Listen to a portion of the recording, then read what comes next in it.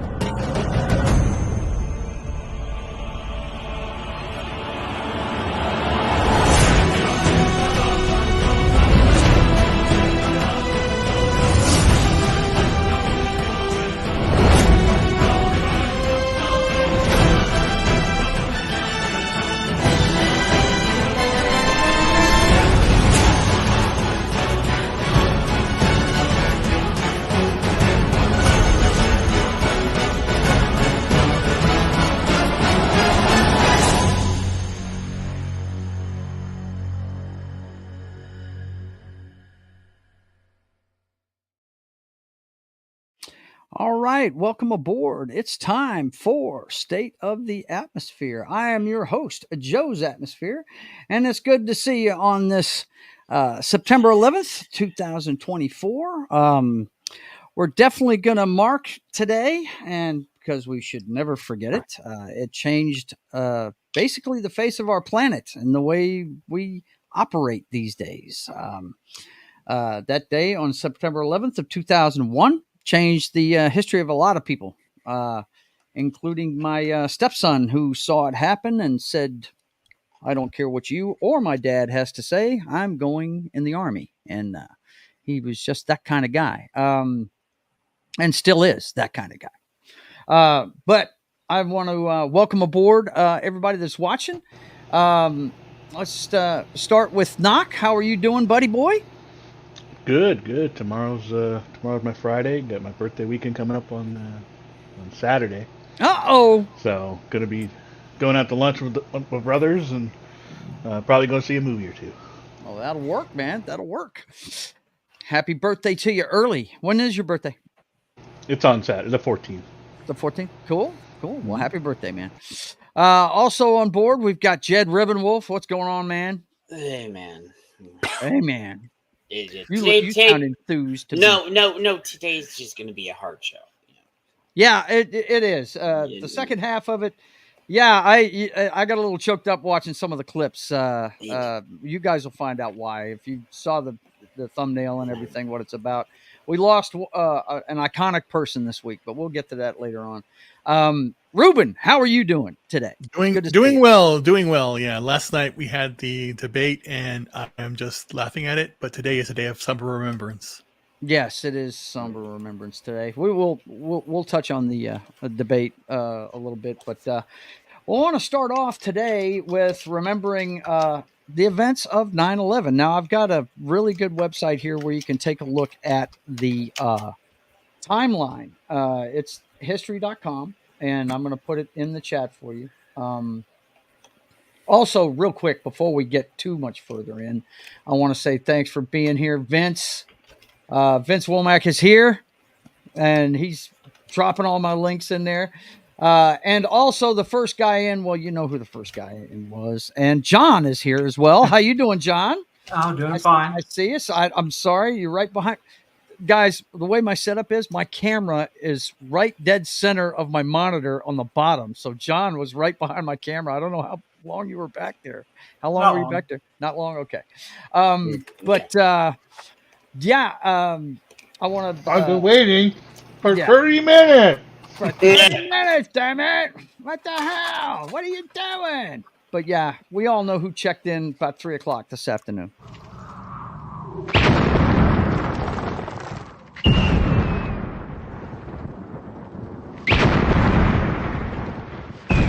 There are some who call me Tim. Yeah, Tim was here. I want to check the time. It was at 3:12. He checked in with us today. Good to see you, man. Let's see if who else we've got in the chat. That's just Vince for right now. But you guys chime in with whatever you want here on the subject matter we're talking about. And we're starting off with Remember 9/11. Now, I'd like to go around the horn. I'll start with myself. I remember exactly where I was that day.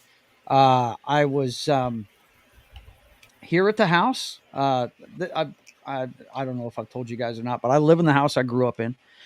Me and my wife, Foxy, my current wife, were we had just gotten married in May that year, and we were here. She had just gotten off of work. She was a nighttime charge nurse at the time, and me and my brother were having a morning coffee. She had just got off work, and we got a call from our mother, and who was working, and said, "You guys need to turn on the news. Turn on the TV. Plane hit the towers in New York." And me and my brother are joking around, thinking it was a Cessna or something. Wondering when they're going to make a movie out of it, and shit like that. I mean, really, we didn't take it too seriously.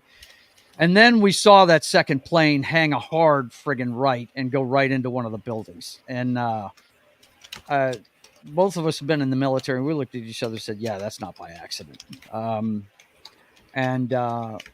I guess it was about, I want to say it was about 40 minutes after that. I got a call from my buddy Randy Harville, really great guy that I used to bartend with and did a lot of work with Crew of Centaur with him. But at the time I hadn't started doing that yet. But he called me, and he never called me, we run into each other when we go to the club or something, but we didn't talk too much. And he called me. He said, "Joe, you're never going to believe what I just saw." And he lived on the north side of Barksdale Air Force Base from me. I live on the south side of it, right? And I said, "What's up?" He said, "I just saw Air Force One come in treetop high with 4 F-15s in tow right over my house." I said, "What? You're kidding me." And 20 minutes later, George Jr. was on the TV talking to the nation from right here next door to me. It was a really friggin' freaky day. I'll never forget it. Knock, where were you at? You're the youngest of us. Where were you at, and what were you doing?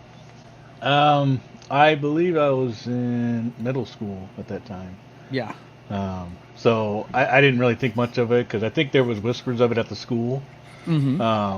But my hearing was awful back then, so half the things Really? people said I didn't understand. My hearing's still awful, but so I kind of shrugged it off and didn't think much of it. And I got home and from school, and it was on the TV, of course. Yeah. And that's when it kind of hit me, kind of thing. And it was the videos of seeing the people jumping out of those towers. Mm-hmm.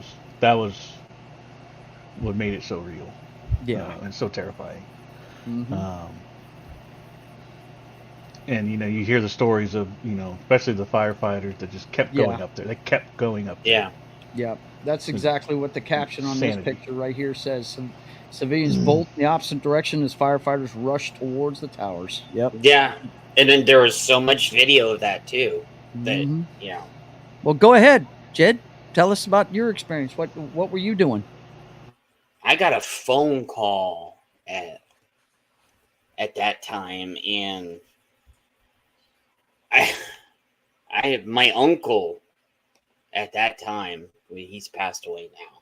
Mm-hmm. My uncle at that time was doing business in the tower because he was in the military too, and doing something for the military or something. And he was in the tower down at the base level when it got hit.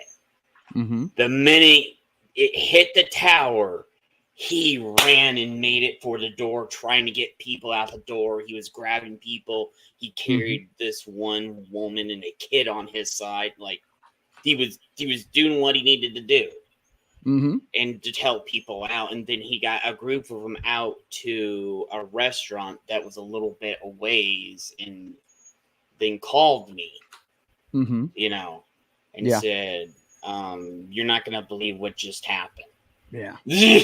Wow. And yeah, he was there, and then I was on the phone with him trying to. Yeah. What Vince said was right. That's true.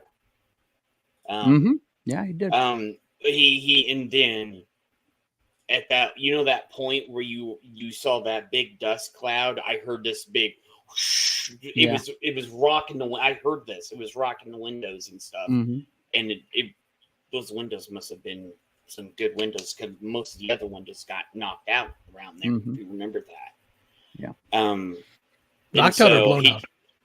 Blown out. Well, you know what I mean. Blown in. Well, maybe you don't one know. of them. But I mean, I don't know, because I wasn't there. It's just what my uncle told me. Yeah. And then he goes, dude, I gotta go. I gotta go help these people and see who else I can help. And I was like, love you, Unc. And boom, phone call. Yeah. Quick. And then I watched the rest of it on the news. Wow. Ruben, what about you, buddy? I was actually at home, and I was going to go to Europe. I had a flight to Europe, but I had to cancel. And it's funny that, so I heard that something had happened. You had to cancel. You had to cancel it. I canceled it previously. If not, I would have been stuck in Europe. I imagine it would have been canceled. No, it wouldn't have been. It went on. The concert goes on. Went on. It's in Europe, so it's not in America. So, but again, I just didn't. Well, the concert, but not the flight. I had a problem. Yeah, no, I would have flown out on that day, which is kind of frightening. But the point being here is that I was driving, and I got in the car. I heard it happen. Then I thought it was a Cessna too. So then when I went in the car and drove, I had WLS radio on, which is ABC affiliate, and they had the audio. And then the second plane hit, and then they were actually interviewing a woman at the time that it hit, and you heard her screaming. And so I just did a U-turn on the highway, basically went back home, and then saw what happened. And I said, "Oh my gosh, it's this is insane." But as we know now, it's all, Ruben, don't. CAA Mossad, yes, they're responsible. Anyway, John, where were you at, buddy? I was at the University of Missouri in my office at College of Engineering, and I got a CNN alert that a plane, and it said small plane had hit Trade Tower. Yeah, because I don't think. I mean, other than the people that actually caught it on film, the first one. Yeah. I don't think anybody knew, Right. I really don't. And I'm small plane hit the trade center. So I went over and I pulled the TV out of the corner and turned it on, because, we had the TV in the office for hooked up to the cable system for the university. And we're watching it. It's like, they're showing pictures. I'm like, that wasn't a small plane. Yeah. That hole was not, that's not a small plane hole. Right. And about that time, you hear the screaming sound, and they flip up just in time to catch the other one hit in the tower.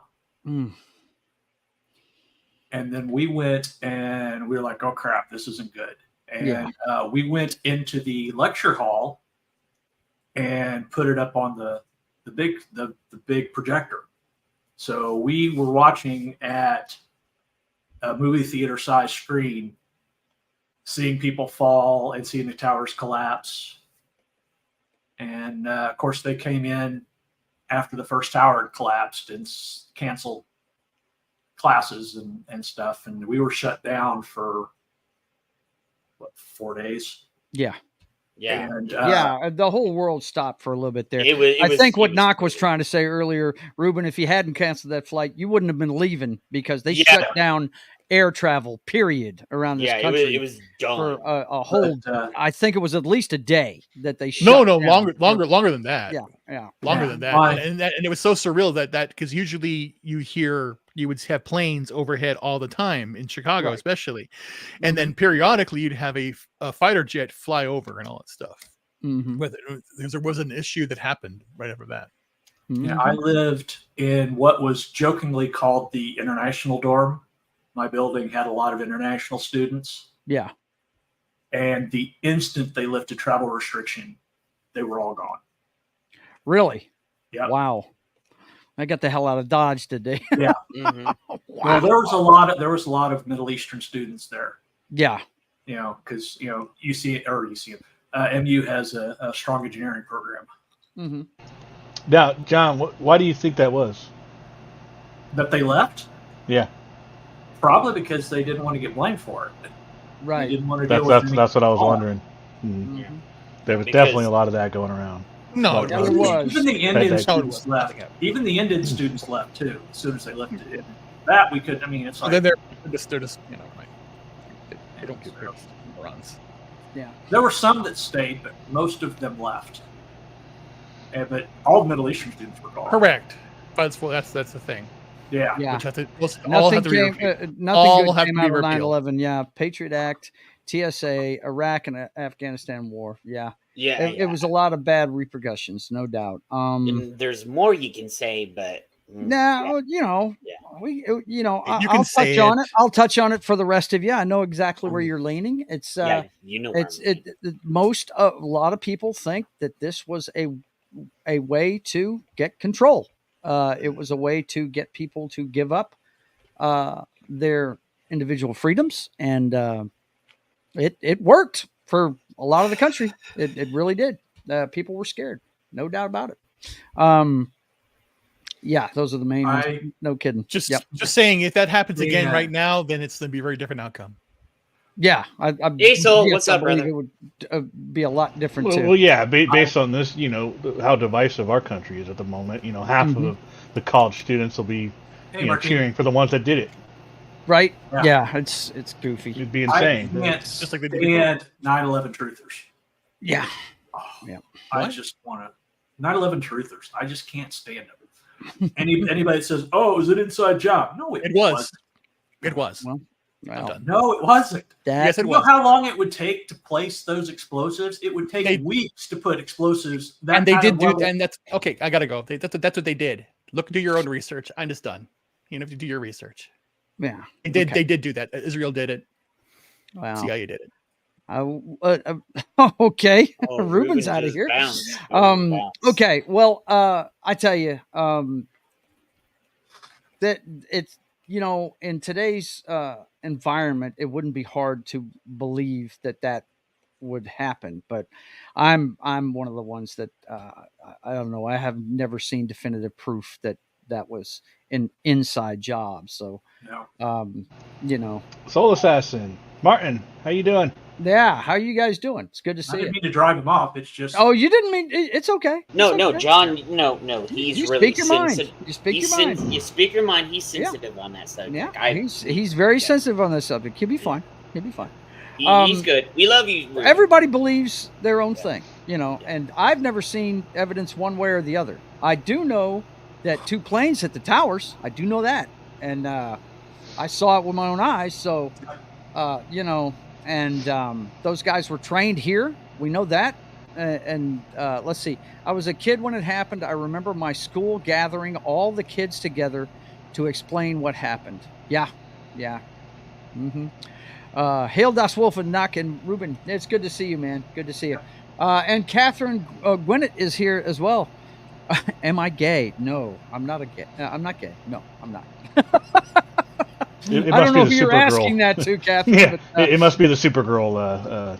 it must be what it is. Yeah, is that what it is? Hey, I don't know. I do He's dig got- Supergirl, but anyway. he's got tits and shit all over behind him, but Yeah, yeah. And anyway, so yeah, I just wanted to go around the horn, find out where everybody was, and it's something we should never forget because it definitely changed the way we do things in this country. Like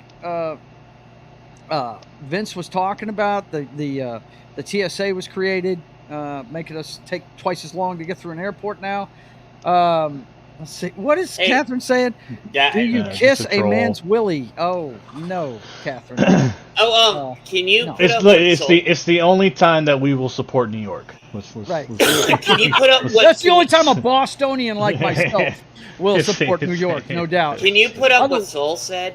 Please, Joe? Let's see. Right here? Yeah. No. Right above what Soul said, right there. When I was a kid, when it happened. Oh, He already put it up there, I Jed. Pay did. attention. I already read it. Oh, okay. Yeah. Mm-hmm. Not even paying Sorry. attention. Wow, Jed, stay in the moment. Yeah. But anyway, it's something we should never forget. And we are a lot of people. Ruben's not the only one. A lot of people think it was an inside job, and I got to tell you, myself, it wouldn't be a stretch to me. I mean, you know, after what we saw happen to President Kennedy back in the '60s, you know, nothing is out of the realm, but I just haven't seen proof of that. Well, But I do know it has changed a lot of things, like instituting the Patriot Act and the TSA and a single assassination is a lot easier secret to keep. yeah. Well, I don't want to go down this rabbit hole. Yeah, We've already lost so- one panelist over it, John. So yeah. but I will say this. We are a lot more critical of what we see now. We're a lot more critical of everything we do, and we need to be that way because with the advent of AI, it's making harder and harder to tell what the truth is when you see it. So you got to do your research. You mean Natalie Portman's boobs aren't that big? No, they aren't, sir. Damn it, Facebook. I saw Damn one it. of Kira the other day, and I was like, nice AI picture, but that's not her. Her rack isn't I don't that know, big. man. It just makes them look worse when they make them fake. It does. It looks It's fake. awful. I hate the AI. What we need to do is get back to 9/12. Yeah. We need to Yeah, get when back everybody to was that. together on the same Yes. page, working Yes. together. Yes. That's what we absolutely. need to get back to. Come on, that's not going to happen without another war or something. Everyone's going to have something to go It's towards. gonna. Like I've said, And right it's now gonna- we're so divided that we can't even agree what the enemies are right now. Yeah. See, it's gonna have to have like the movie Independence Day where everybody wasn't on. Yeah, we need aliens. We're the aliens. I was fixing to say it would No one can be loved the aliens except for the crazies that want to sit on the top of the roofs and yell at them. You know, Yeah, and we're what here. Come happened- take me. You know, come What for happened me. to the crazies on top of the roofs? Well, those are minorities. How about okay? how about the minorities. Watchmen, right? Yeah, You know, yeah. Dr. Manhattan nukes half Oh the no, Earth, we right? don't We all need come that. together. No, we don't need that. I mean, come on, man.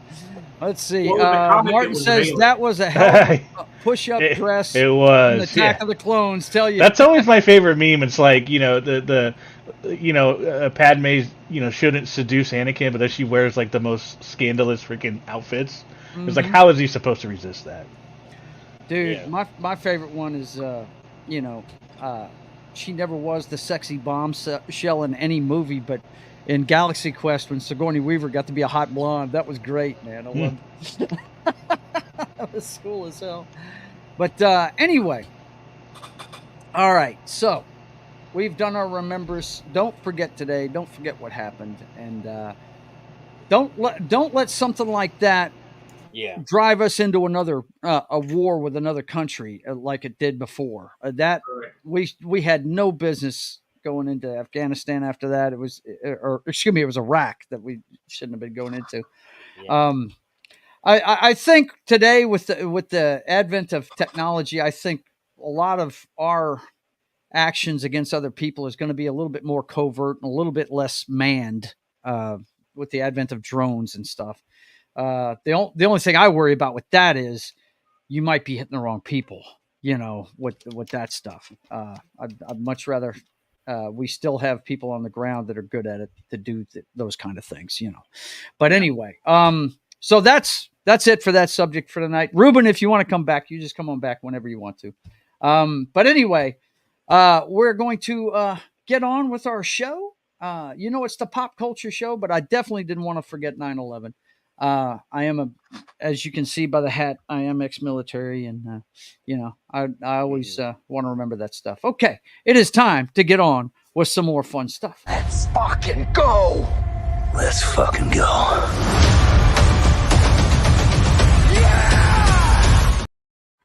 And we've got the box office receipts for this weekend, and Beetlejuice racked it in with 111 million. Killed it. Domestically, and I think it was like 147 worldwide, something like that. And Deadpool and Wolverine still up there, but everything got eclipsed by Beetlejuice. It's fallen off a tiny bit. It's fallen off just a bit. It's under double digits. Wait, is Twister still up there in the top 10?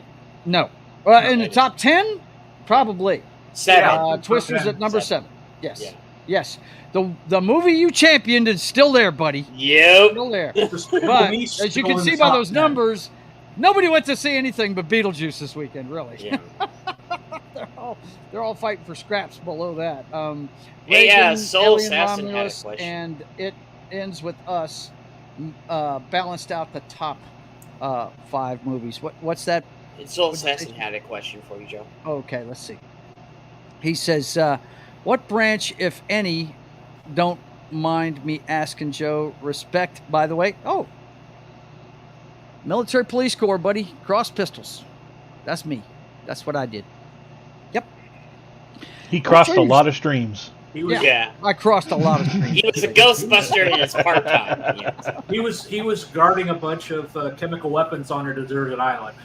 Is that right? Yeah, that's it. I just caught what he was talking about. Yes, yeah. I did. I did for a year. They kicked me off the planet for a year, man. I guarded chemical weapons on an island that actually was a missile testing platform for nukes in the 60s. And I was walking over plutonium every day. Didn't even know it. I mean, really didn't even know what the hell that was all about. So... let's see. Vince says, would have to watch Beetlejuice myself. Heard both kinds of reviews. Yeah, it's getting mixed reviews. I haven't seen it. I think I have.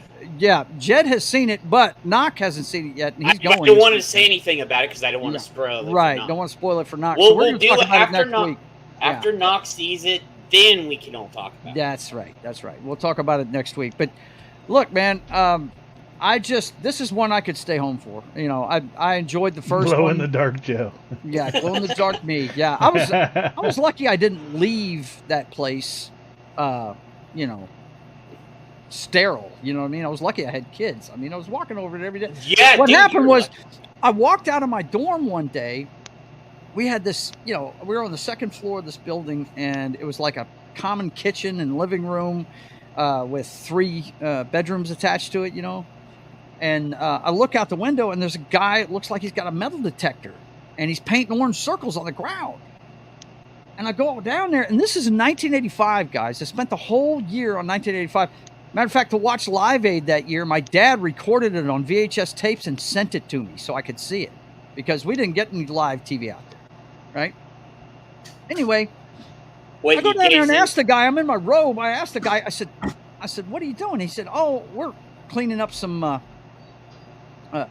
we had a rocket fall over on the pad here back in the 60s, and we're getting around to cleaning up all the plutonium. I said, you've got to be kidding me. He said, no, that's what we're doing. I said, oh my God. I was stepping over that stuff every day.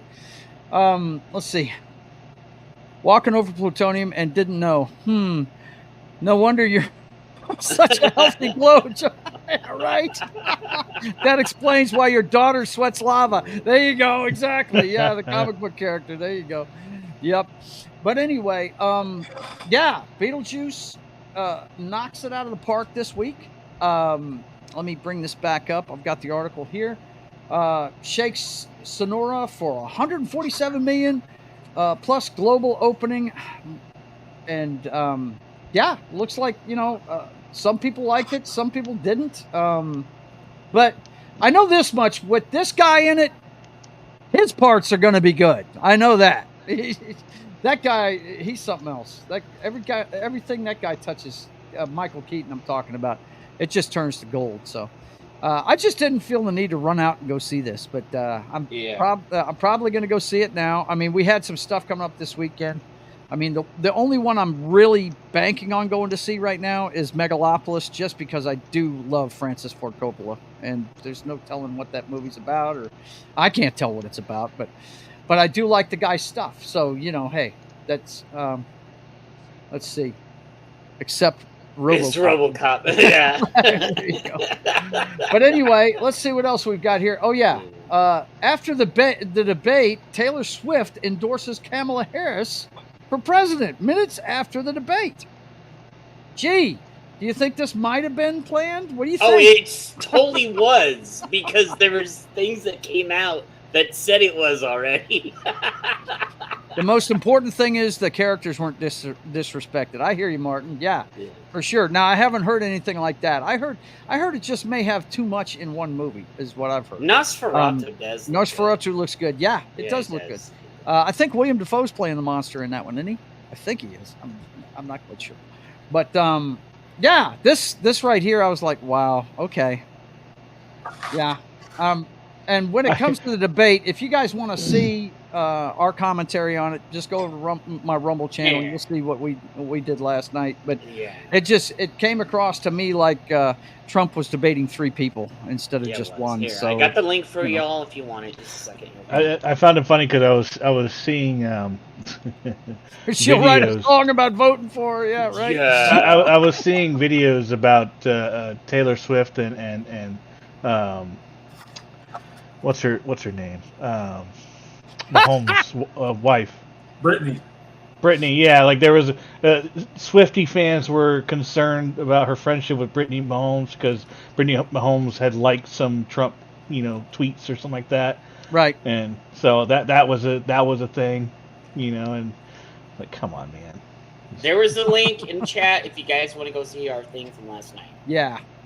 Jed put it up in the chat. But anyway, Vince says, and Taylor Swift keeps her record for picking the wrong man. There you go. But I just thought it was funny, the timing of it. It was right after the debate was over with. So Vince says, watch your stream. Oh, man, I need a nap after that. Also left you some comments. Okay, man. I'll have to check that out. I've been a little bit busy today. So. Oh, he did. Did he light us up? Yeah, he put like 3 different paragraphs in there. Okay, I will check it out, Vince. Okay, you know I value Vince. Your opinion, buddy. Yeah. Need a nap, huh? Yeah, I hear you. Let's see. And that's the Chiefs' first lady. Yeah. No, the Chiefs' first lady is Brittany Mahomes. Right. That's for sure. Okay. Let's see what the next one I've got here is. I figured the first lady would be that Hunt daughter. And by the way, we're not going to get away from it. It's going to be on almost every page I bring up. So, you see it over there. SpaceX launches world's first private spacewalk mission. Now, this was, I'm not sure when, 5:32 a.m. Eastern time today. Or was it today? I think it was yesterday. Yeah, it was yesterday in the morning. They sent a billionaire up in space, and it looks like we're going to see a lot more of this stuff. I got to tell you, they're not going to get people excited about space until there's commercial flights to the moon. It's just there's never going to be excitement for this once a year fucking a rocket, the same rocket we've been seeing for 60 years. Go into space. It may be different on the inside, technologically, but it's the same damn. No one cares. No one gives a shit. Like, they can't. That's the problem with going to the moon right now. That's why they're building all these new vehicles, because they lost the technology to make the Saturn V. They don't know how to make them anymore. Wow. Yeah. Wow. John's right on that. But billionaire Jared Isaacman got sent up, and he's going to space. Now, we've had a lot of guys like Geffen and what's his name with Amazon. I always forget that cue ball's name. Bezos. Yeah. They've been in the stratosphere before, but they haven't been all the way into orbit. So this is the first. Suck it, Bezos. Yeah, suck it, Bezos. You didn't get there. This guy did. So Elon. That much. Right, missed it by that much. Between Elon and Bezos, Elon's going to be the first one to get up there. Yeah. Well, we'll see. They deleted all their files, I hear. Now, how will we send Jed to space as ambassador to Earth? Damn it. The Boeing crew is still stranded in the International Space Station. And can't come back before 2025. They're gonna hitch a ride on the SpaceX Dragon for the in March? Or April for how come that mission. Okay, and but the billionaire gets to go, right? Yeah. Well, that's because these missions are set up. Yeah, they are. Okay, I got you. And before that, they were relying on the Russians to help people until. Hey, Joe, before we do the spot, I got something I want to show too. Yeah. Go, man. Do it. Oh, we didn't have to do it right now. Before we do the spot? Yeah. Just before? Okay. I mean, just, before you move on. Okay. All right. I got you, man. I got you. The next one we got here, boys and girls. The Minecraft movie trailer, which we showed you guys, blows past 1 million dislikes. Gee, I wonder why. It couldn't have anything to do with that guy right there. Yeah. That guy with the air pollution. Fuck that guy. With the air pollution. Oh, no. Yeah. That's Taylor Swift. I have a theme on that. It's got 500,000 to 1.1 million dislikes. 500,000 likes. It's just, wow. Unbelievable. I can't believe they're actually making a Minecraft movie, though. I still can't figure that out. I'm like, no, it doesn't make sense. They should have done an animated one, just like Legos. Like Legos, yeah. Now that would have been get fucking Chris Pratt. They love him for animated movies, so right? Get the name on it. Who did the voice of Batman in the friggin' Lego movies? Dave Arnett. Will Arnett. Will Arnett. Have him get. Yeah, they could have did that. They could have done all the little animations. They're going through different worlds and stuff like that, and all the whole Minecraft thing, and they could have had a bunch of the memes. They could have done. And that was gonna be dumb. Elvis took all that shit with him when he went back to his home planet. Martin says, "I love it." Let's see. That trailer was pure garbage. Yes, it was. Look, it turned me off as soon as I saw Jason Momoa with blonde hair and a pink jacket. Oh, God, that was I was like, terrible. Jesus, is this Barbie Part 2? What the fuck is going on here? I'm gonna wait on context for that, because I feel like there's definitely some context there that we're missing. Yeah. To why he looks that way. I'm hoping there's an actual purpose. Maybe there is. It's funny because we saw the commercial. I actually dig the cast of that movie. I'm actually all for the cast. I just think I don't know why there is a cast like that. That's the problem. Like the actual actors and actresses in it, I don't mind. Right. It's just like they should be doing voices. Is your point, right? Right. Exactly. Yeah. It should be an animated, not like real life going into a Minecraft. That's just weird. Mm-hmm. Let's see. Well, to be honest, my daughters are Minecraft nuts, and even they dislike the trailer. Wow, Martin. Oh, man. What is that? Do you guys hear that? Do you hear that? Okay. Let's see. Is that me? I don't know if it was or not. I kept hearing.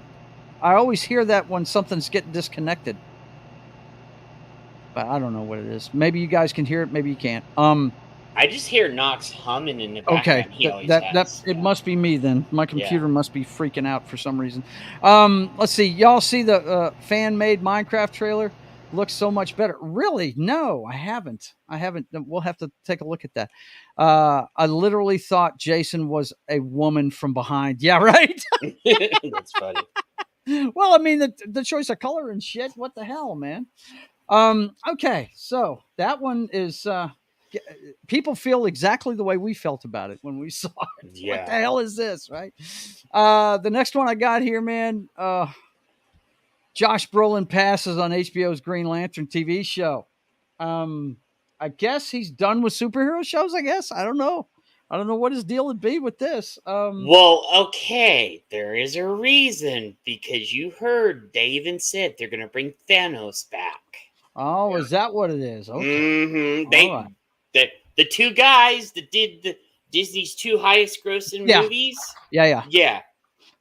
Josh Brolin is Thanos. Yeah. Bring back Thanos. Secret Wars. Secret Wars. Yeah, that's Thanos. Yeah, but do we need? So Thanos it's a secret. Back? Yeah, so it's a secret that Thanos is coming back, but we all know it. Okay. Yeah, it's like got it. Even in I have the people comics. Won't know it if we don't talk about it. Right? Infinity War, and then. Thanos goes and then lives his life on a planet, and then he comes back. Like, it's in the comics. Thanos, but he was a farmer. In the main continuity, Thor kind of took his head. Yeah. I like this right here. Vince says, good choice. And his connection with Ryan. Yeah. Ryan probably told him he don't need to touch that kid. Jesus, I was lurking, and then I hear Josh Brolin passes. Mini heart attack. Martin. I didn't mean to scare you, Martin. Yeah. Oh my God, he's better off not doing it. Yeah. But I don't know. Is he better off not doing it? How do we know? We don't know that this HBO project is going to be garbage. All we've heard about it is it's going to be like U.S. Marshals in space kind of thing. You know, that's all we've heard about it. Can we make it Walker, Texas Ranger? There's only one actor who can play Hal Jordan, an older Hal Jordan. Yup. And Yeah. John, me and John both know who it is. And he's already playing a different Green Lantern. He shouldn't have been Hal. I know. He shouldn't have been Guy. We know. Yeah. We know this already. That's like we've all talked about this before.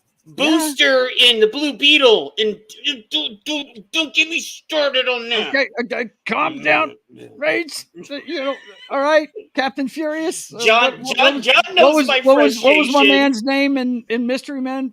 Mr. Furious. Yeah. You know, come on down. See, bro. John knows my frustration because we both agree on that. Not yet, thank God. Yeah. Let's see. But will they have CGI suits? Oh, I don't know, man. Yeah, it sure seems like it. Or green. Right? Yeah. Okay, let's see what else we got here. I'm kind of shaving some of these things off. Okay, we've got a lot of things coming from the Toronto International Film Festival. The next one I want to talk about is from there. It is a movie that I'm looking forward to because I'm hoping they're going to do it right. Hoping against hope. Saturday night premiere, red carpet photos of SNL movie cast. This one's Rachel Sennett, Gabriel LaBelle, and William Dafoe at the Saturday night premiere at the Toronto International Film Festival. If you don't know what this is a movie about the creation and the beginnings of Saturday Night Live. They're gonna fuck Belushi. They're gonna do a lot of because me and you grew up watching that, Joe. Yeah, Have you seen the trailer for it? No, I haven't. Oh yeah, go check it out, Jed. Okay. I'm hopeful for this one. It looks like they're showing Chevy Chase to be the asshole that he is and stuff. Oh, Chevy was a huge asshole. Yeah. It looks pretty good, man. It looks pretty good. I always preferred Mad TV over Saturday Night Live. But... Yeah, well, you didn't see it in its heyday, though, brother. Yeah, right. It was a different time. 90s yes, it was. It was a like different time. time. 70s Absolutely. and 80s. And Mad TV was fantastic when it came on the air. You're absolutely right. First half of the 90s, Saturday Night Live was still good because that's the Dana Carvey, Mike Myers. Yes. And we, let's see. Had or Tommy the Space Boy. Police show. Can't think of the title right now. I think they compared it to True Detective. Is what they did when they were talking. You know about what? it. I'm going to say this one thing, and it's not a spoil. After seeing Willem Dafoe in Beetlejuice, he would make a good Two-Face. Yeah. Well, he'd make a good Joker. He'd make a good anything. I would love to see him phenomenal, as man. Two-Face. Yeah, I would love awesome. to see Willem Dafoe as Two-Face. That was one of the things I got hyped about when they were making the Spider-Man movie. When I found out he was playing the Green Goblin, I was like, shit, all they got to do is paint his face green. Yeah, dude, he's a perfect goblin. And you're like, Two-Face. And I'm like... Yeah, John Belushi was fucking awesome, dude. He was the man, just like John Candy. Yeah. So, and what's the other guy's name? Was it John Candy? No, not John Candy. The big guy. You know, the fucking life coach guy that the parents bring in for Chris Farley. the Rivers thing. Chris Farley. Yeah, Chris Farley. That's the guy that reminds me of Belushi. Because he was just a natural. But Belushi he was awesome. And all three of them gone too soon. R.I.P. brothers. Yes. But they were well, not Candy, but Candy, but Okay, Jed, let me finish. Farrell and Belushi were addicts. No doubt about it. If you've never read the book Wired by Bob Woodward, you need to read that because John knew he had a problem. He had basically hired one of his best friends who was training him to try and get him in shape and get him to where he wasn't going to do drugs anymore. Bill Superfoot Wallace, who was a kickboxer back then, if you remember that guy.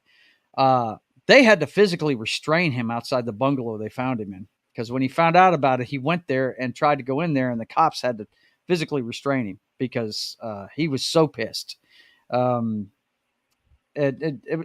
John Belushi and Chris Farley are two sad stories because they were ultimately talented when it came to what they did. They were just naturally funny people and extremely talented. And both of them, just led reckless lifestyles, man. And it killed them. You can't live like that. You're not going to be around long, There's an old saying, that the brightest stars burn half as long, and that's what happened in their case. So.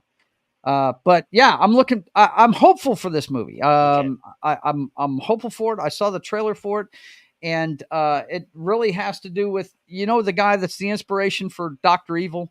Yeah. Michael Myers, Dr. Evil. Yeah. He's the guy that started this show. And I can't remember his name right now. Lorne Michaels. Lorne Michaels, that's it. And he's prominently featured in it. So definitely you want to go check that out. But anyway, what do you got for us, Knock, before we I've got more stuff from the festival, but it has to do with a certain individual. So what do you got for us there, Knockster? You wanted some time before we get part of this is part of that. Not a big piece of it is that who we'll be mentioning soon, but yes. It was something that came up across earlier today, and I thought it was an interesting topic. Mm-hmm. Because of the people on this list, but one in particular, but I felt it was a pretty good subject. This is basically it's 10 movie characters that were very that were polarized, like big characters, but they had little screen time. Yes, I got you. Right, so it's a list of stuff like that. So an example here's it's been a while since I've seen this, but. American Gangster. I don't know much about this one. Oh, dude, good movie. I know the movie, but I don't remember the characters in it. Yeah, I don't either. Ruby D. Ruby D is awesome. Yeah. Except for more Dave Bautista and Blade Runner 2040. I didn't actually see. I haven't seen that movie yet either. There was really good at it. Is he? Yeah, and there was another list, but it didn't have the one I wanted. So, have you seen Dave Bautista lately? He's like skinny. Yeah, he's lost a lot of the weight. He looks like a crackhead now. Mrs. Miller, Viola Davis in Doubt. I've seen her on several lists, but 8 minutes in her movie. So, that's kind of what we're looking at. And of course, Beetlejuice. Right. So he was only on for 17 minutes in the actual movie. Mm-hmm. So, but that's not a long movie either.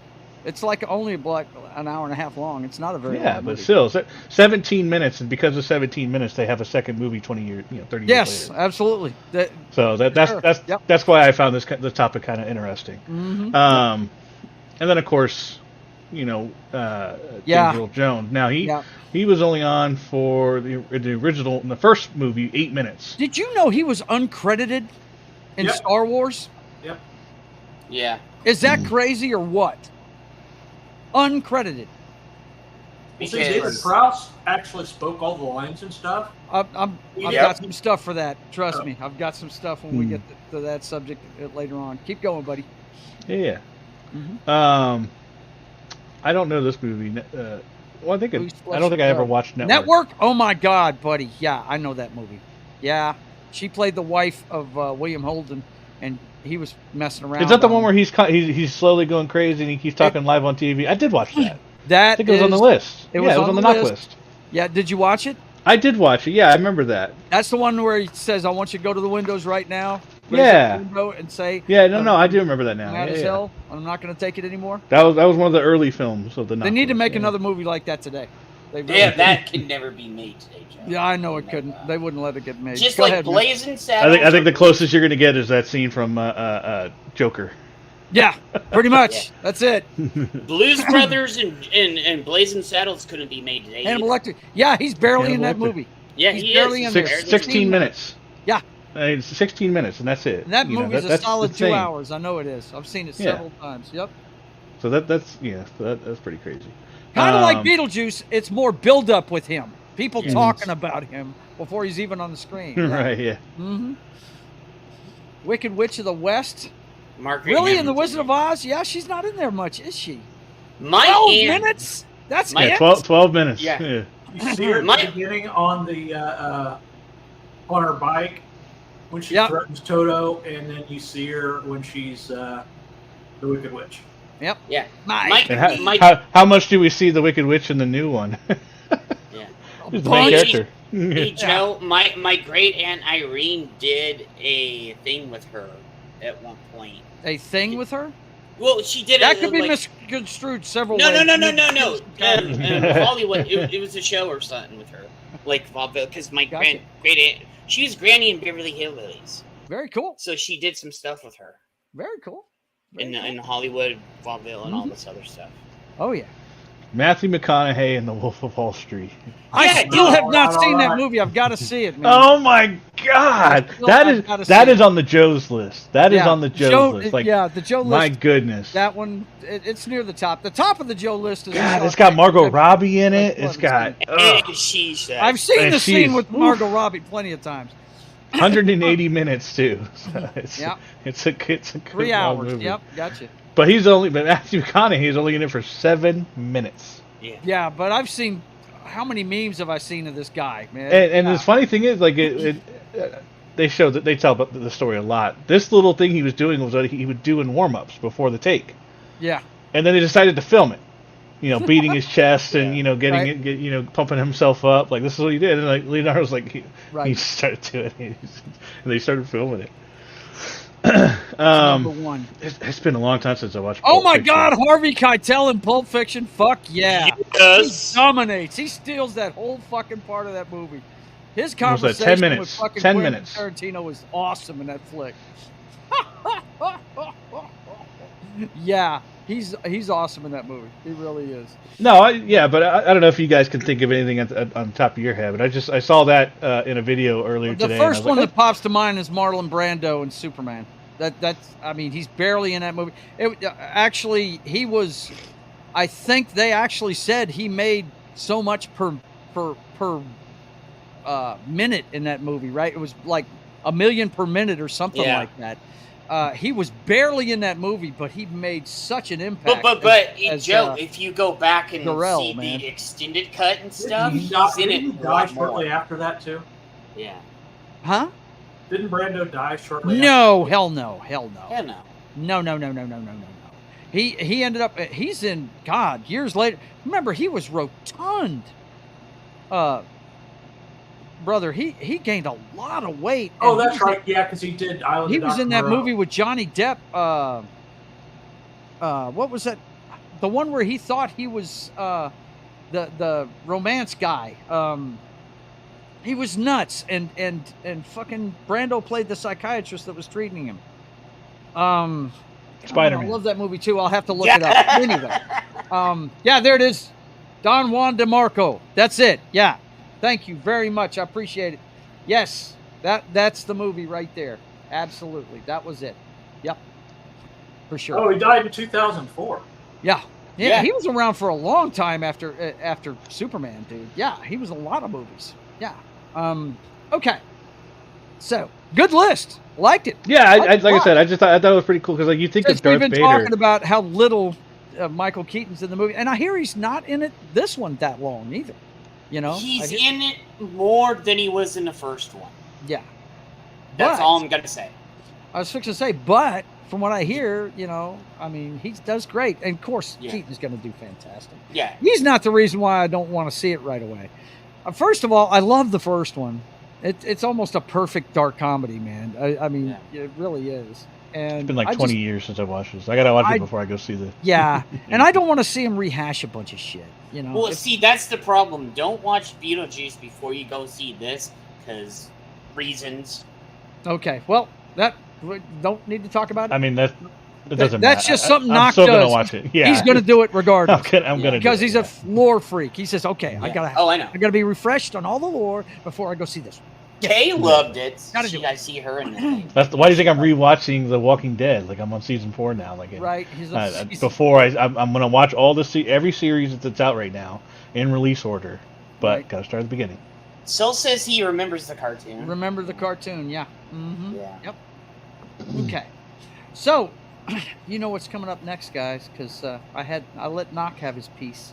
You know what time it is? It's time for Martin's favorite part of the show. How do you want me to handle the Sydney issue? The Sydney issue? Well, we should have a consensus on how the White House is going to handle it. Well, I certainly hope the Sydney issue refers in some way to a problem that we're having with Australia, because if it's anything other than that, Mr. President, Ms. Sweeney? To see you. Have her come in, please. I am finished here. Yes, sir. There is no Sydney issue.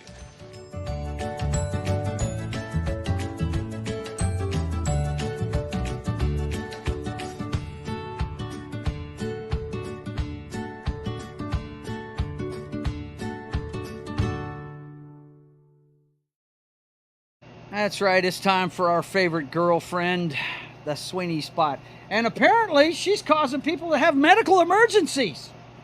We had one occur during the premiere screening of the new Sydney Sweeney thriller, Eden. They were showing the birthing scene, apparently, when this person had a medical emergency, and they brought the lights up in the theater. Happened at about 7 p.m. local time in Toronto. Bro couldn't handle it. Bro couldn't handle it, apparently. I've got quite a bit this week on from her. Euphoria stars Jacob Elordi and Sydney Sweeney take over the Toronto International Film Festival with dueling Saturday night premieres on Swift Horses and Eden. I don't know about On Swift Horses, what that's about, but apparently these two are on Euphoria together. Yeah. I don't know if they ask Knox about that, because he's the expert on Euphoria. I need to watch Euphoria. No, I haven't. Yeah, I got to actually watch the show.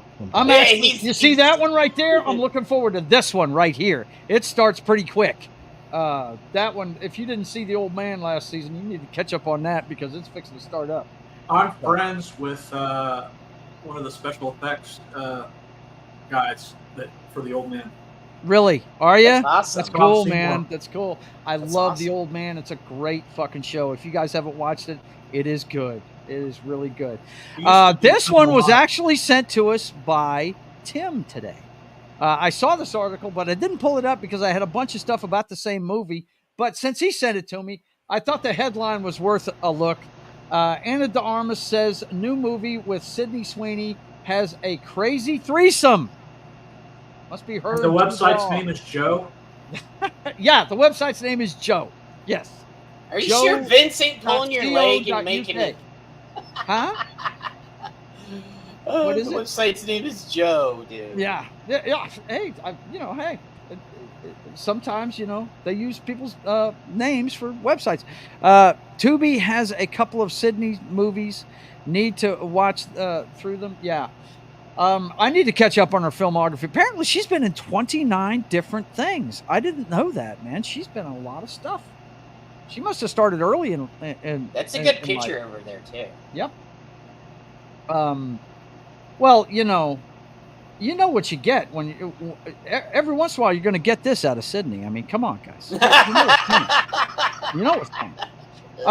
Let's see. Sydney Sweeney compares Eden to an adult version of Lord of the Flies. That's what I've heard most about this show. This is the Ron Howard movie Eden that they're actually premiering there at the Toronto International Film Festival. I've heard that a lot about this one. It's people trying to survive in the wild on a desert island. So should be interesting to see. And of course, we had to check out if she's at a film festival. She's got the camera working and she's doing her thing on Instagram. This one, I don't think it has any sound, so I don't have to bring up the sound for this one. But the next one, I'm going to have to reshare this with sound.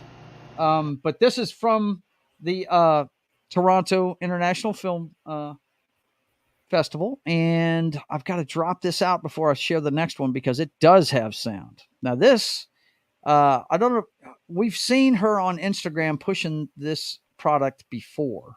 So the next one here, let me make sure I get the sound going on it. Oh, these are pictures from the red carpet. Okay. This is pictures from the red. What is it? What did I miss? I'm missing a bunch of stuff. Let's see. Martin says we only need to add Jenna Ortega to that combo. Yeah, right. Trifecta, no doubt. Ana de Armas, yes, exactly. I'm more into her than I am Sydney, but I've told you guys why I like Sydney. I think it's more attitude than her looks, really. Wasn't me totally for not using Mads for that. Thumbs up for not using Mads. Well, Mads isn't on my show, but Jed is. I got to use Jed. Yeah. Jed I like this. Out of trouble. Lord of the Flies, but dweebs. Boobs. Is that what you're saying? Boobs. Yeah, Soul says Yeah, crazy. no shit. doubt. Okay. I love that Soul. That's awesome. But this is I thought this was a neat choice for her to wear because she did play a nun in one thing earlier. So she's got this cover on, covering her shoulders and stuff. I thought that was neat. But this last one I got to show you, this has to do with let me pause it and refresh it because you got to be able to hear it. They're singing happy birthday to this product line. These are they're international spokespeople for, what's it called? Kerastus, I think is what it's called. I can't pronounce it, but it's hair products is what it is. You've seen her put stuff in her hair before, and that's what she's pushing. And let me get this quick enough to where I can get the sound. There we go. Okay, I got the sound. Here we go. Happy birthday to you. Happy birthday to you. Happy birthday, dear Kerastas. Happy birthday to you. Happy birthday to you. She sounds like Marilyn doing that, man. Oh, I'm my sorry. goodness. She does. She sounds she exactly does. like Marilyn. I'm sure that was on purpose too. Yeah, on purpose. for sure. Bro. Yeah. Let's see. Lord of the Flies, but Bleebs. Yeah, we already saw that one. Let's give Outlaw Bill $6K tonight. He needs 4 more for $6K. I think I'm already subscribed to him. But hey, Tim, it's good to see you.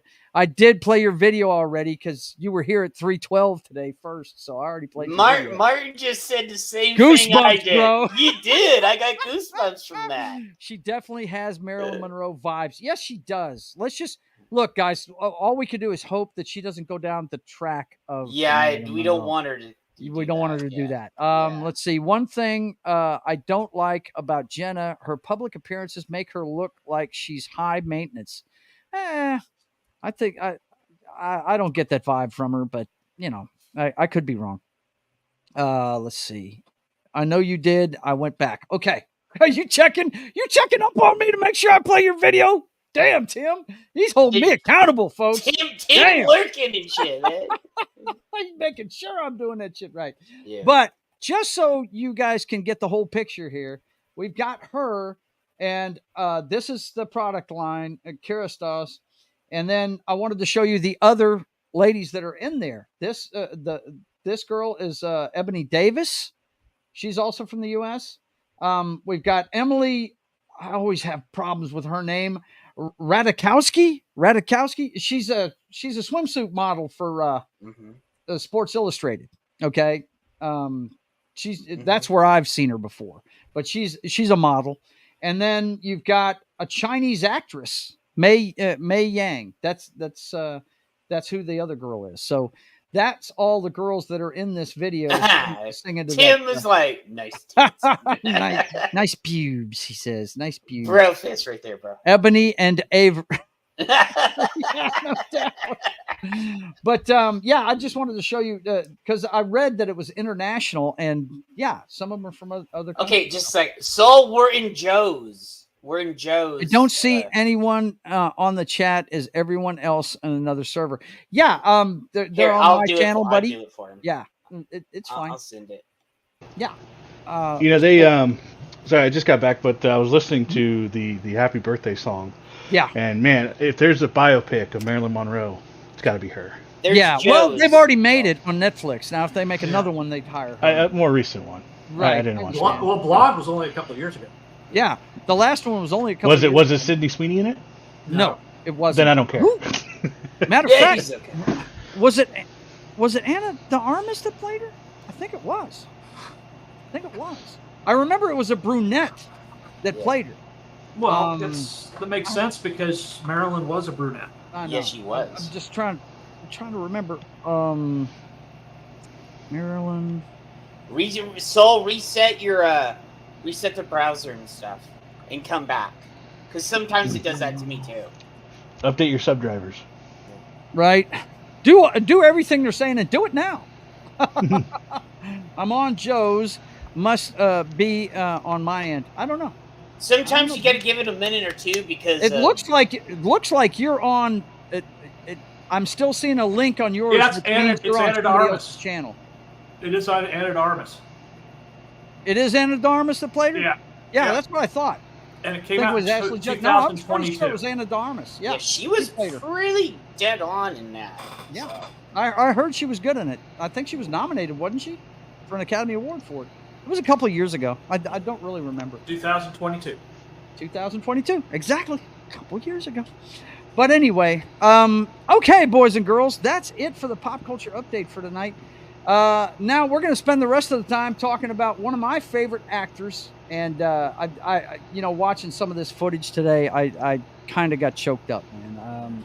I got to tell you, this guy, he passed away this week at the age of 93, and his name is the incomparable James Earl Jones. And we're gonna go over his life and filmography tonight because this, I don't think you could heap enough praise on this dude. No, you can't. He, well, a lot of people refer to him as the voice because he was the voice for two iconic characters. And before we get into his biography, I wanted to first of all show some of the things that were posted on Twitter. I liked this one a lot. I thought it was pretty cool. It says "Rip James Earl Jones," and it's got a picture of Vader and Mufasa. That's the two voices that everybody remembers him as. Yeah. And then up here, you've got Luke Skywalker. Rest in peace, now dead. Thank you for all that you have given. May the Force be with you. Right? And it's the famous burial scene, right? From Return of the Jedi. Mm-hmm. And then this was Empire State Building the night that he died. I think it was a couple of days ago, wasn't it, guys? Yeah. I'm sure I remember texting you guys about it. But I thought that was a neat tribute right there. Of course, they made it red because he was a Sith, right? And yeah, that I thought was a neat tribute. Now this right here, this gets me every time because I'll tell you right now, guys, and I'm going to play it, but man, wow. James Earl Jones played iconic roles that are celebrated globally, and his legacy will will live on forever. Rest in peace, James Earl Jones, 1931 to 2024. He was 93. Hey, it's time for a rest, buddy. But I got to show this because I've told this story before, but you guys may have never heard it. I was a bartender for 18 years, and I smoked a lot of weed back then. Okay, and when I married Foxy, she was a registered nurse, and I wasn't about to mess up her job, because they get randomly drug tested and stuff. So I was like, well, I'm gonna have to give it up. So the night before I married her, my guys gave me a bachelor party, and that was when I smoked my last joint. I come home high. I'm in the truck, and she comes out to the truck, and she has a gift for me, and it's a copy of Field of Dreams on DVD. And I started bawling like a 12-year-old with a skinned knee. Now, I'm not a big baseball fan. That's my brother's deal. That's my dad's deal. I kind of feel like knock about it. If it went away tomorrow, it wouldn't bother me. But you know what? Some of the greatest drama that's ever taken place in sports has taken place in baseball. I recognize that. And I recognize that, for instance, Kevin Costner, the guy that made Field of Dreams, he is passionate about baseball. He loves it. He's made 3 movies about baseball, and all of them are good. Bull Durham's one of the funniest movies you'll ever see about minor league baseball. He made one called For the Love of the Game, about a pitcher that was in the middle of throwing a perfect game, and he's an aging pitcher, and he's reliving his life on the mound during this game. And it's a fantastic movie.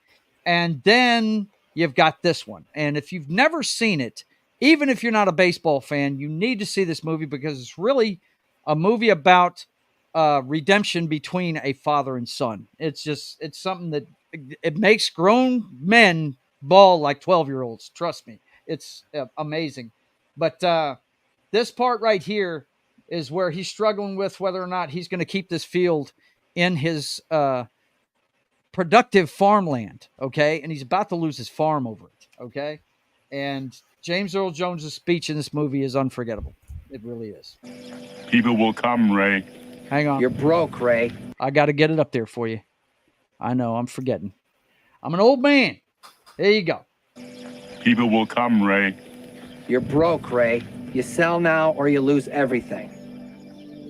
The one constant through all the years, Ray, has been baseball. America has rolled by like an army of steamrollers. It's been erased like a blackboard, rebuilt and erased again. But baseball has marked the time. This field, this game, is a part of our past, Ray. It reminds us of all that once was good, and it could be again. Oh, people will come, Ray. People will most definitely come. People will. That is just. Oof. If you've never seen the movie, you got to see it to understand what's going on here. But I want to say something on what Soul said. Well, let me read the chat, and then we'll get to that. Okay. Let's see. Let's catch up on things. Judd played her in Norma Jean and Marilyn from 1996. Oh, okay. Gotcha. Yeah, I remember that one. Let's see. If you build it, they will come. That's right. If you build it, they will come. Yep. If you smoke it, you'll get high. No doubt. I used to a lot. It's a great movie. Yes, it is, Vince. Yes, it is. Dude, The Sandlot. James must have been a huge baseball fan because of all the baseball gigs. Yes, absolutely. He must have been. Martin Acosta says, if you don't keep the field, I'll put you on the tree of woe. Yeah, the tree of woe. No doubt. We're going to go over all of his stuff, but I want to go ahead and get through this the X tribute here. Yeah, I don't know if I'll be able to watch Field of Dreams because it sounds like it's a movie that supports baseball, and I don't know if I can do that. It seems like it's a movie that would want you to keep baseball alive, and I'm against that sentiment. So, well, just like I am against Star Wars. It's actually not about that. It's about people's love for things that they did when they were young. Is what it's about. It really right, and that used to be baseball, but I want to kill that. So right, I understand. Oh, I want to kill Disney Star Wars. So you know, I refuse to give Major League Baseball any respect until they put Pete Rose in the Hall of Fame. Right. Yeah, I hear you for that. Especially with the way they're incorporating gambling with sports now. Hell yeah. You need to put that man in the Hall of Fame. Ridiculous. Baseball does need a time limit. Yes, it does. Okay, and they're trying to do that. I don't know if you noticed or not, but they have a pitch timer now.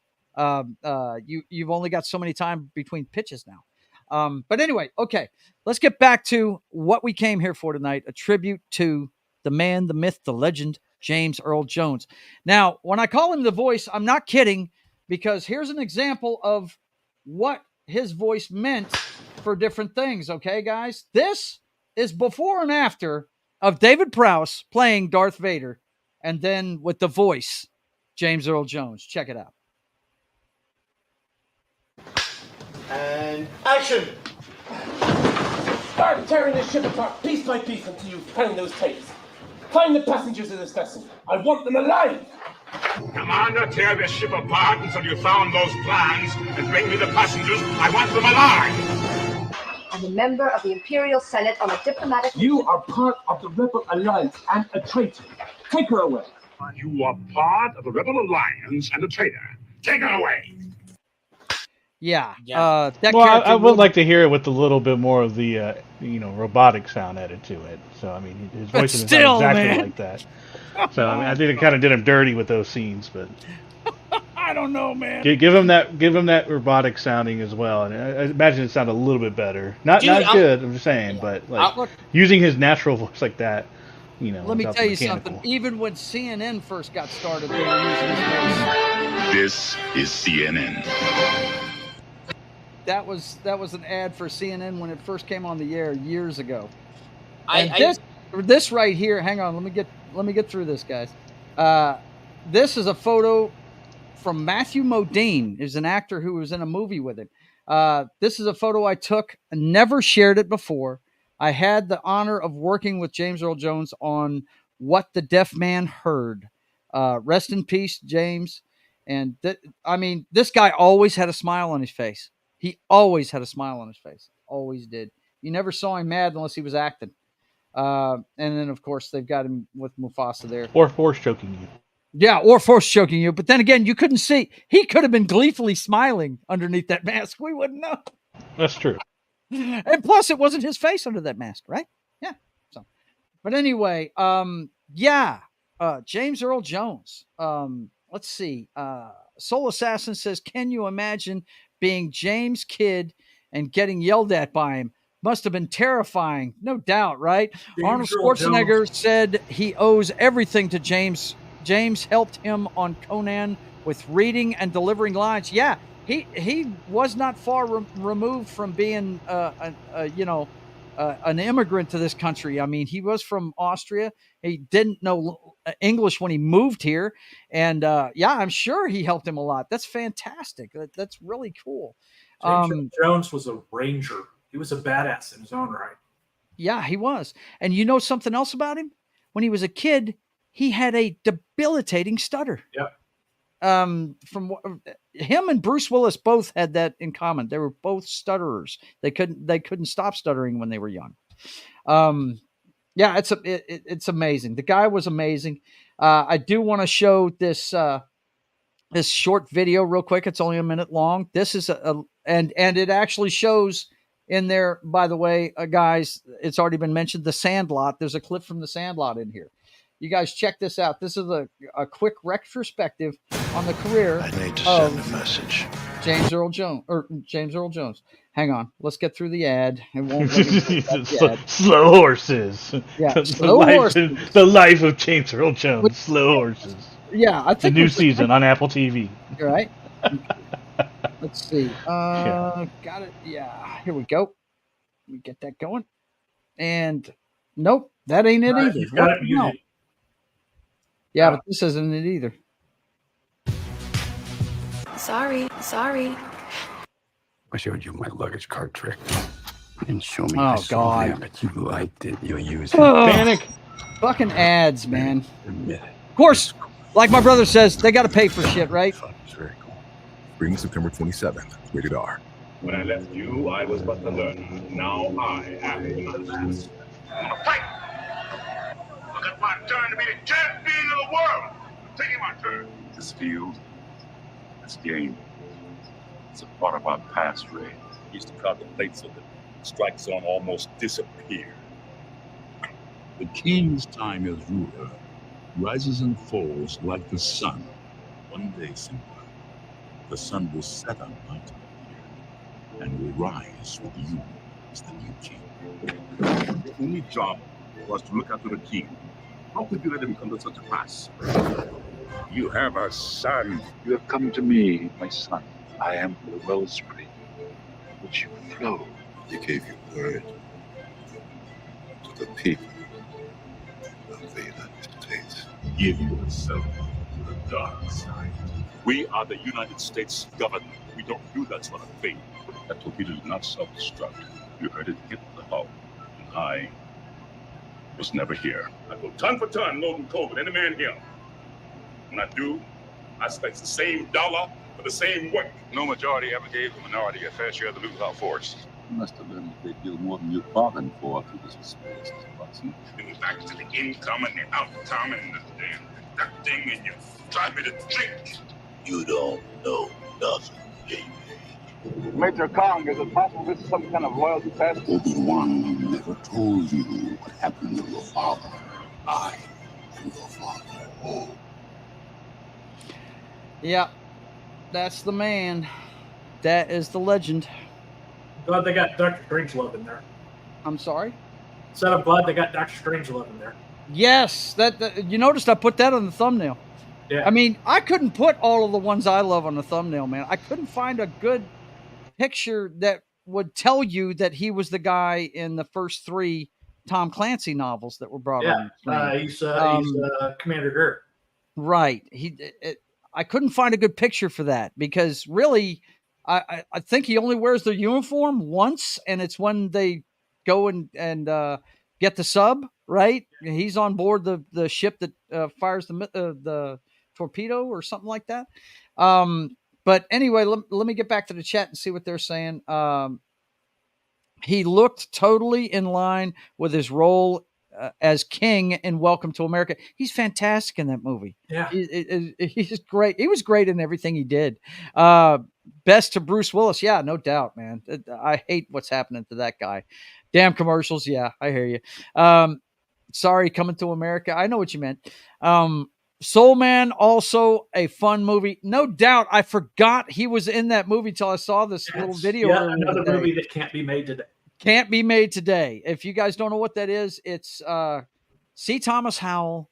And I believe the whole setup was he was trying to get a minority scholarship into Yale. Is that it? Or Harvard? Yale or Harvard, one of the two. It was one of the Ivy League schools. Yeah. And the way he did it was he like overdosed on some tanning pills that were supposed to make your pigment darker. And he took a bunch of them and he went black, and he did blackface in the movie. And that was the professor after he come back and came clean about it, when he was white again, and he was talking to the professor, and that's what the professor said to him. You've got a unique experience that no other white man has ever had. Right. It was pretty cool. It's a good movie. If you guys have never seen that, look that one up. It's a great movie. Yeah. The Rear Admiral. Yep. Yeah, right. He was a rear admiral. Yes.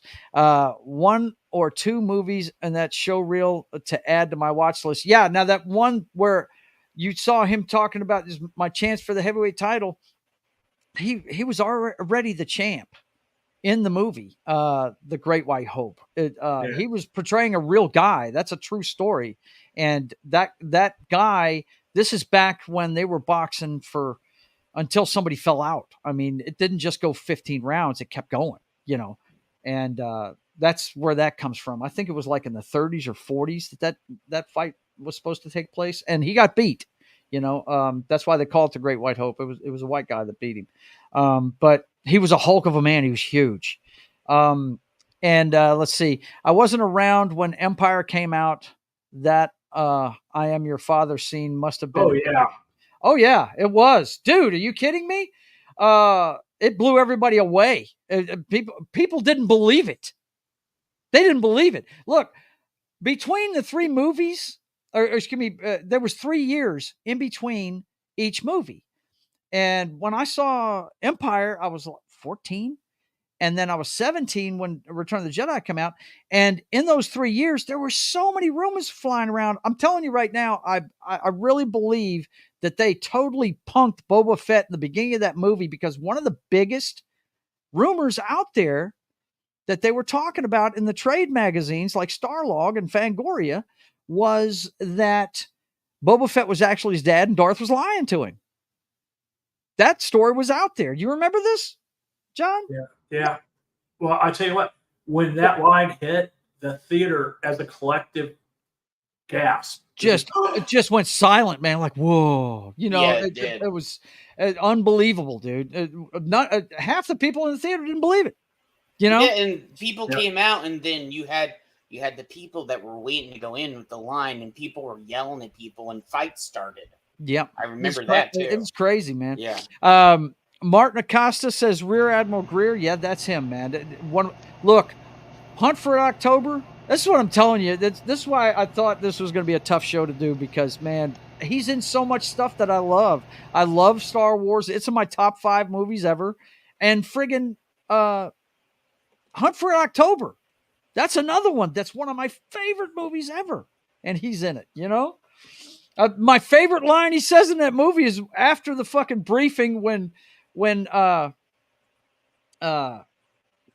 what's the guy's name? I had a brain fart. Jack Ryan. Yeah. When Jack Ryan goes off on the general, he looks at him when he's getting up from the table and the senator wants to talk to him, right? He's getting up to leave and he looks at him, he goes, I said speak your mind, Jack, but Jesus. It's my favorite line in the whole fucking movie. But yeah, he was so great, you know? Let's see. It's a shame those kind of secrets don't exist anymore. No, they don't. They don't. In this day and age, Twitter. That's why you have to stay away from social media. You do. Like you have to. Deadpool and Wolverine. I knew a couple of the cameos. Mm-hmm. Like I knew Daphne Keene was going to be in it. It was pretty tough for her not to be in there. But yeah, like Wesley Snipes didn't see it. Jennifer Garner, you know, Channing. How you fucking say his name? Channing Tatum. Channing Tatum, sorry. Yeah, okay. Yeah, brain fart. That's good. And you know, those kind of stuff, you know, or the biggest one of all was the Captain America and said it was, you know, what's his face? Fireball guy. And right. So I you know, that kind of stuff, like it's so difficult to keep that stuff secret that you just have to stay away from social media. You have to stay away from like, it. Yeah. Oh, you have to turn off notifications. You can't scroll. You can't even do Facebook. Facebook ruins all secrets. Yep. Twitter does. Anything will be trending. There is a thing in Twitter that you can put keywords in so you don't see that shit. Or I could just not go on Twitter. Or you could just. I don't live on Twitter, so yeah. I can. It's easy for me to just not hit the button. I have a modicum of self-control. Right. Not a lot, but enough not to hit a button. Vince says he was the principal. Are you talking about at the end of Soul Man? Was he the principal for his high school? Because I thought it was college he was going to. But anyway, thought he was the principal. Okay. Could be. I don't know. Joe's right. Make boxing great again. Oh my God. Yeah. Fighting until they fall out. My God. People died back then boxing. It's ridiculous. No, you don't want to do that again. No. Let's see. George Lucas even kept the script from David Prowse, cause he had, a blabbermouth. Yeah. I mean, look, Star Wars has been one of the most tightly kept secrets of all time, man. It really was. Until Kathleen Kennedy got in there. Yes. We know about that. Dude, my best friend's mom deduced Vader was Luke's father while they were watching A New Hope. You know what? I hate the title of that show. I mean, I really do. I always know it's just Star Wars. Yeah, it's just Star Wars. And she told him so, thus spoiling that for him years in advance. That's awesome. Hunt for Red October always made me want to play Harpoon 2, a realistic war strategy simulation. Oh man, that's cool. Skip that, Joe. I was wrong about Soul Man. Okay, I thought, look, he was going to college. If he went back and talked to his high school principal, cool, but I didn't think that's what it was. I think a bunch of people deduced that he was the father. It's just, like I said, that word couldn't travel as fast back then. Yeah. So there wasn't a million pundits on Twitter, you know, putting it out there as an original idea. So. Yeah. I want to go back to Hunt for October real quick. This is one of my favorite movies of all time. It was one of my favorite books I ever read. And I was so hyped to hear that John McTiernan was making this movie because he was the guy that made Die Hard, one of the greatest action movies of all time. It was just a highly touted movie when it came out, if you were into that kind of thing. And when I saw the cast and everything, and to this day, if you're a fan of the books, people that read the books and will understand where I'm coming from. I don't care how much you don't like the guy. I know he's unsafe with guns, but Alec Baldwin has been the best Jack Ryan in any of the movies, because he's the I like the Harrison Ford. Yeah, but here's the thing about Harrison Ford. Nobody would believe that Harrison Ford doesn't want to get in a fight and throw a punch. Nobody would believe that. Jack Ryan is that person. He doesn't want to get involved. That very scene I was just talking about earlier. And in every book he gets involved, so cool. Yeah, right. He ends up in the middle of it. Yes, and that's why they call it fiction. Knock. Okay. I always wanted them to do Cardinal in the Kremlin. Yeah. Well, the one I've always wanted to see, we'll never see unless they make it a miniseries, and that's Red Storm Rising. I've always wanted to see that one, but they'd have to make that a miniseries. But anyway, not to go too deep into it, that movie right there is one of my favorites ever, and Alec Baldwin is the best. He's the best guy there to ever play it. He was the professor. Yeah, I hear you, man. But let's take a look at his filmography real quick, and we'll talk about. Well, before we look at his filmography, before we look at it, let's start with a guy closer to my age, and we'll go back around to the youngest guy, and you tell me what. Well, I already know what Knox's favorite movie with him in it is, but we're going to go ahead and state it. John, what's your favorite movie with James Earl Jones? If you can pick one. I understand if you can't. One. Yeah, I mean, top he's three. Done so many great things. Top three. Top three. Give us your top three. Well, Dr. Strangelove. Yep. Star Wars, obviously. Yep. And I have to say Hunt for October. Hunt for October? Yeah. It was a toss-up between... Yeah, that, but he's also great in Coming to America, too. So yeah, he is. Yes. Yep. Jed, what's your favorite James Earl Jones movie? It's probably Star Wars, right? Star Wars, Coming to America, and Lion King. Hang on, you guys got to hear this one. Ryan, some things don't react well to bullets like the directors. Ouch. That's horrible. Alec Baldwin, quick, Jed, duck. Yeah, no way. Star Wars, Conan, Coming to I America. forgot about Conan. Yeah, you can't forget that one, man. You can't forget it. But a lot of good movies. Yep. Too late, John. It's gone. Nope, you already picked. It's gone. The moment is past. Yeah. Empire Strikes Back, Hunt for October, and Conan the Barbarian.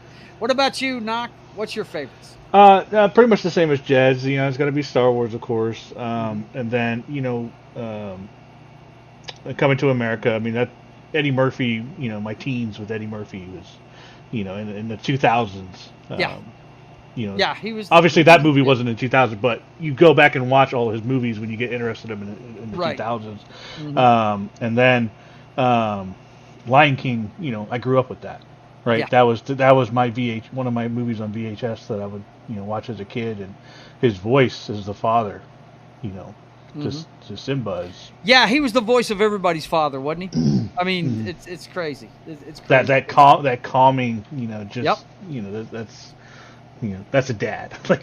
Yeah, that's it. So it's awesome. Yeah, so those are my three probably biggest for his. Yep, my favorites. Guys are in no particular order because they're all great. Conan the Barbarian, him as Thulsa Doom was fucking fantastic. He's in that movie from the get-go. The Hunt for October and Star Wars. I mean, the voice of Darth Vader is iconic. I mean, we know, the breathing is iconic. We know that, but the voice is too. Yeah. No doubt about that. Let's see. This exemplifies why I don't have favorites for anything. Hard to compare or choose. It is, because the guy was awesome every time he was on the screen. And the guy obviously loved life. He really did. It's like your favorite Spice Girl. It's hard to do. Right? You just can't name it. Baby Spice.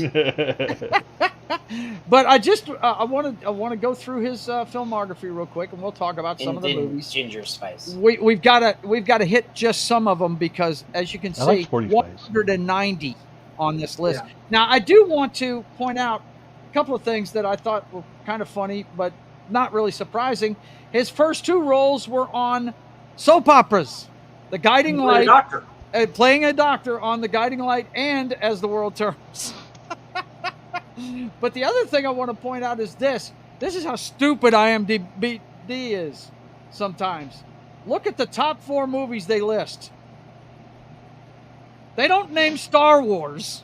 No. They don't name Empire Strikes Back, which he probably has more screen time in, right?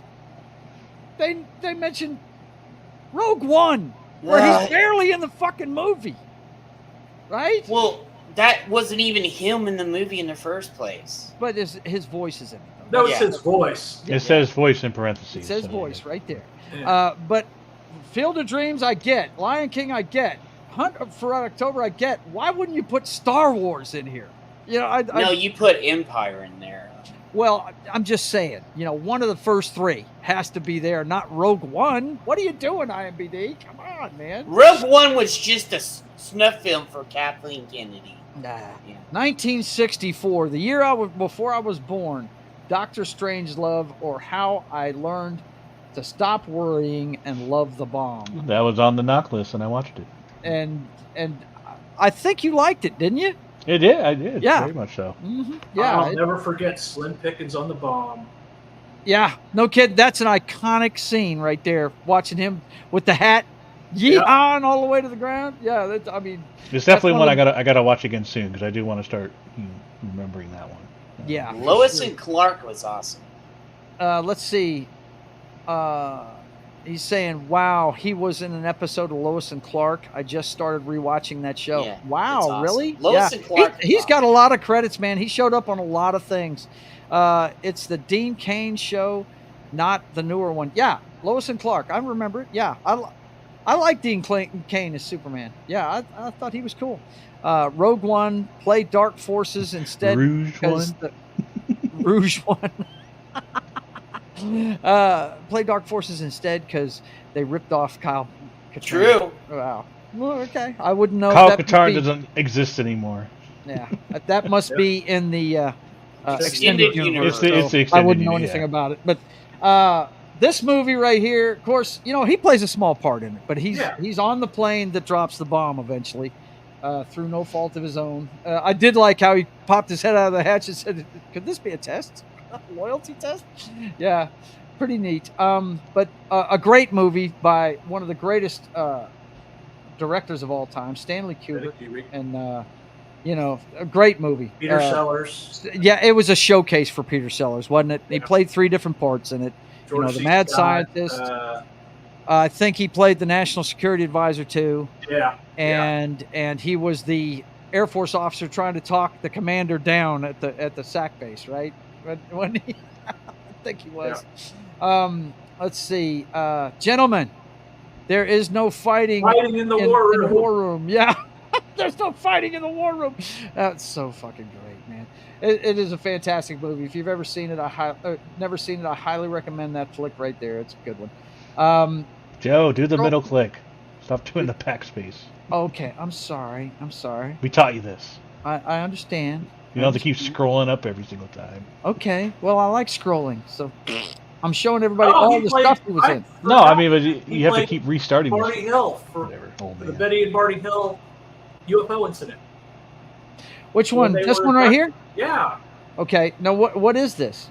Talk to me. Betty and Barty Hill were a couple that got abducted, and they said that they were abducted by aliens, and it's huge. Oh, yeah. This is an actual event that happened. Yes, and you made a movie. Yeah, about it is. Wow, a TV movie about it. Okay, that's something I'll have to check out then. See if we can find it anywhere. Okay, cool, man.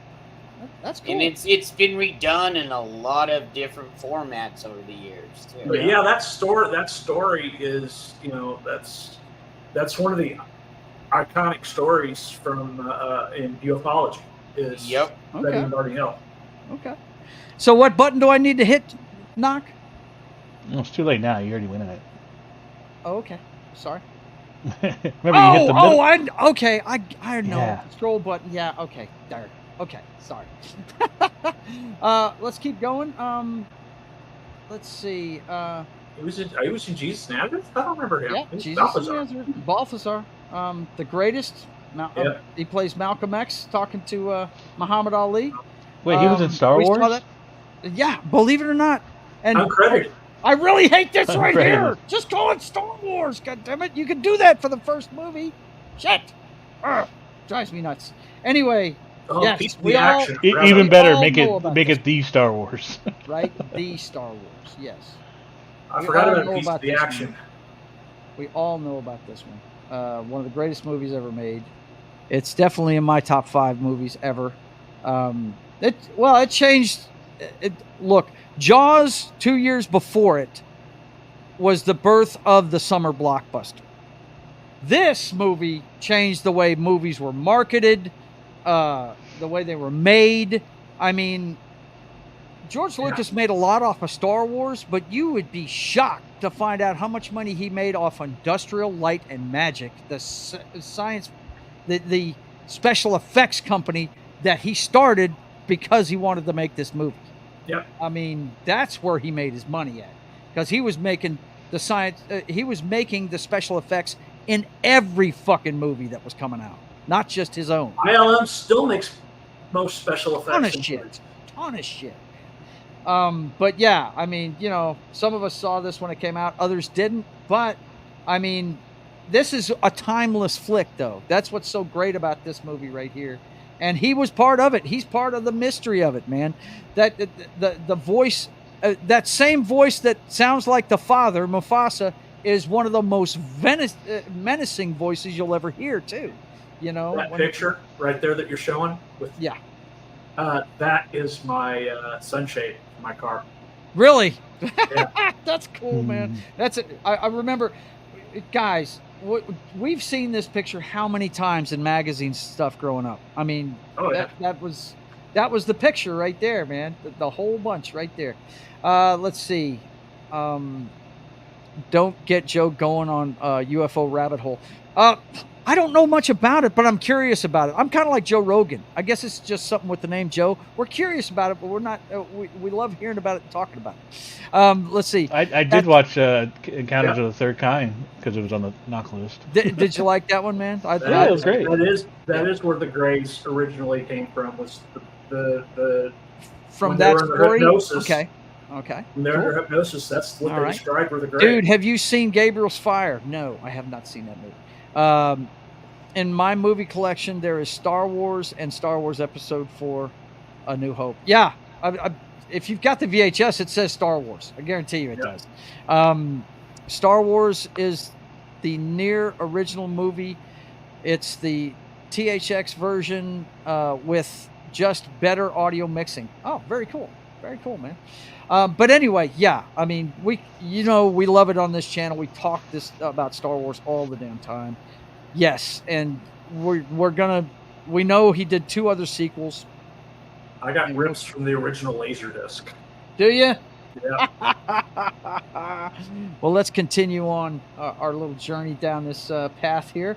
Exorcist 2, The Heretic. What a garbage movie that is. But one that blew me away was the last remake of Beau Geste. Now, if you guys have not seen this, Marty Feldman actually directed this. This guy right here with the googly eyes. Yeah. And I couldn't believe it when I saw it on this list earlier today, John, because I haven't seen this movie forever, but I do remember liking this flick. It's a comedy. You guys have to check it out, man. It's a good movie. Let's see. And I made the mistake. I'm hitting the back button. I noticed. Yeah. But, you know, hey, it takes a minute for us old fuckers to remember how to do things. Star Wars Holiday Special. We're not going to get into that. Story of the Faithful Wookiee. What is that? Star Wars Holiday Special is any of the Disney Star Wars bullshit. Yeah, I know that, but this right here. Yeah. I don't know what that is. Roots: The Next Generation. I can't believe he wasn't in the original Roots. He plays the author of Roots in this movie. Right. Yeah, I remembered that. Let's see. Oh, he's in the story of Jim Jones? Oh my God. Wow, man. If you don't know about that one, guys, that's a tragedy right there. Yeah, for sure. And of course, you know, we got Empire Strikes Back. There, Knock. I did it correctly. There you go. And yeah, look at the picture. There he is right there, man. Let's see. It's pronounced Igor. Yes. No CGI crap in my Star Wars. There you go, man. I like that. Let's see. Angel Hall, how you doing? Yeah. On 9/11, did anyone in the plane survive? Could they have? Wow. No. You're out of your mind. Okay. Cool. Got another troll, guys. I do have the holiday special better than Disney. Oh my God. Jim Jones, why you don't accept free Kool-Aid? Yeah, that's it. You don't accept free Kool-Aid because of Jim Jones. That's absolutely correct. It's an animated segment pulled out of the holiday special and released independently. Okay. All right. Gotcha. Okay. So, Empire Strikes Back. A lot of people think that this is the greatest Star Wars movie ever made. My brother thinks the same thing. I like, and I do like it. I think that, it's the darkest one out of all of them. It definitely gave the story consequences. I mean, the rebels get their ass kicked in this movie. They won in the first one, but I remember I was bummed out when they had to leave Hoth. I thought they had lost everything when that happened, right? But Joe, I have a favor to ask. Okay, go ahead. I need you to do your magic. I think this is 2 minutes. Okay. And it only has to do. I wanted to show you guys this early. This is a complete tangent. I apologize, but I think it's worth a watch. Okay, what do you got? It's in the chat? It's in the private chat, yeah. Okay. Do your magic. It's a trailer for the upcoming Lego Star Wars Rebuild the Galaxy. Does James Earl Jones do a voice in it? Do the Star? I have no idea. Voice? He has no idea, but he saw Star Wars. I saw this when we discussed. I think like a couple weeks ago we discussed Star Wars, and we talked about the others. We talked about Skeleton Crew, and I also had saw this one. I think we watched the commercial for Skeleton Crew, and I wanted to watch this one, but we didn't have time. Is this okay? I think I know what this is. Yes. Hang on a second. Let me do some things here.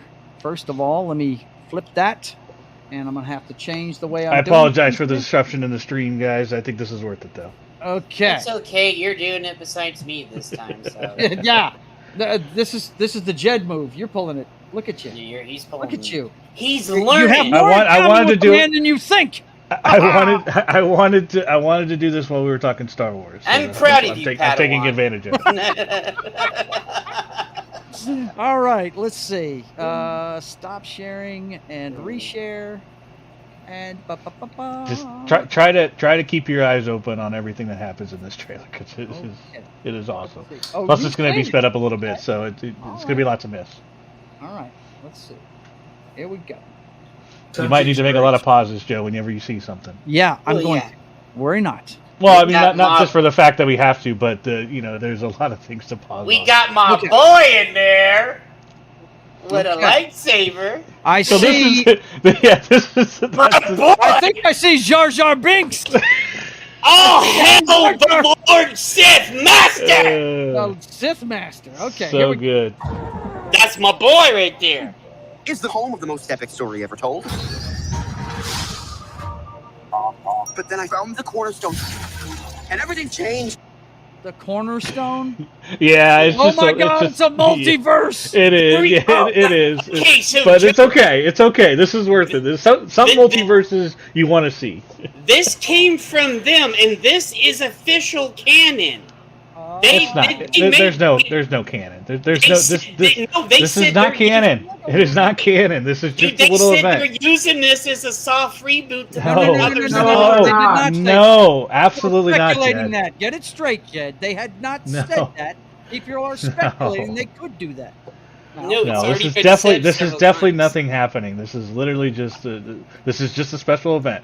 This is all it is. Darth Jar Jar. My boy. Yes. All right, here we go. Listen up, Sig. There's only one way to say this. You messed up. You blew it. You goofed. Jedi Pop, that's like 3 different ways.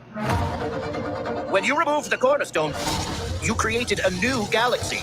Oh, no. Look at the... Oh, what are you doing? Oh, that's so good. Every person and every world will be different. Go back to the way it was, because nothing makes sense. It's a trap! It's a trap! It's a trap! It's a trap!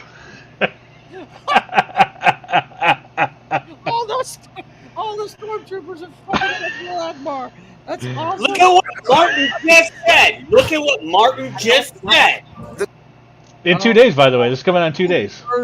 Multiverses are a tool for soft rebooting, guys. I know that. Yeah, but I said that's not happening here. Movie. Oh, you're thinking Lego it. movie. Mm-hmm. Okay. It could be a one shot. You don't know. There's been This is not happening, Jed. This is not the time for this kind of. Keep thinking it. It's just Lego. Oh, and Star when Wars. I'm right, like I was about Twisters, bow down before. Oh well, we're not going to bow to shit until it happens, bro. And seeing as Kathleen Kennedy is still running Lucasfilms, you don't hold your breath. I like you too much, Jed. I'd like to keep you around. The greatest hero of all time, Luke Skywalker. Let me see if I have this right. In your galaxy, my dad is mostly evil until he turns good for like 5 minutes and then dies. My own nephew betrays me and kills most of my best friends. And I spend decades alone until I use the Force so hard that it kills me? Oh, wait. That sounds retarded. He puts it When he puts it that way. That is never escape. What in the... In case you don't see it, that's the Dark Millennium Falcon. Yeah, what the radar dish on the top of it is now a death weapon? Is that Well, it's a black version of that. Now this is actually a Lego set too, the Dark Millennium Falcon. Really? Oh yeah, absolutely. So it's all black. Soul Assassin says, "Not my Luke Skywalker," and Vince says, "Spot on." Yeah. Okay, here we go. Ridiculous. Oh, time to go! X-Wing TIE Fighters? Ewok Bounty Hunters? Ewok Bounty Hunters. Telling stories about heroes? Maybe it's time to be one. Woohoo! Yeah! Look at where he paused it. Oh no! The perfect place to pause. That's so good. This party's just getting started. We're losing power. We're gonna crash. Scary, scary, scary, scary. The Force will guide us. It will? Here's hoping. Oh, come on! Rebuild the galaxy.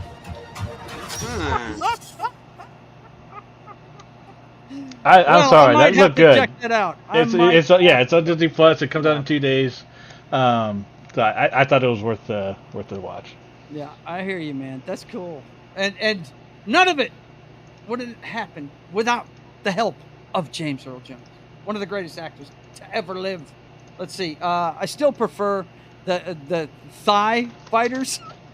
The TIE Fighters. I got you, man. The TIE Fighters. Okay, so that looks pretty neat. And who knows? They might friggin' do a multiverse thing in Star Wars, but God help them. I hope they don't. I really hope they don't. This isn't the first.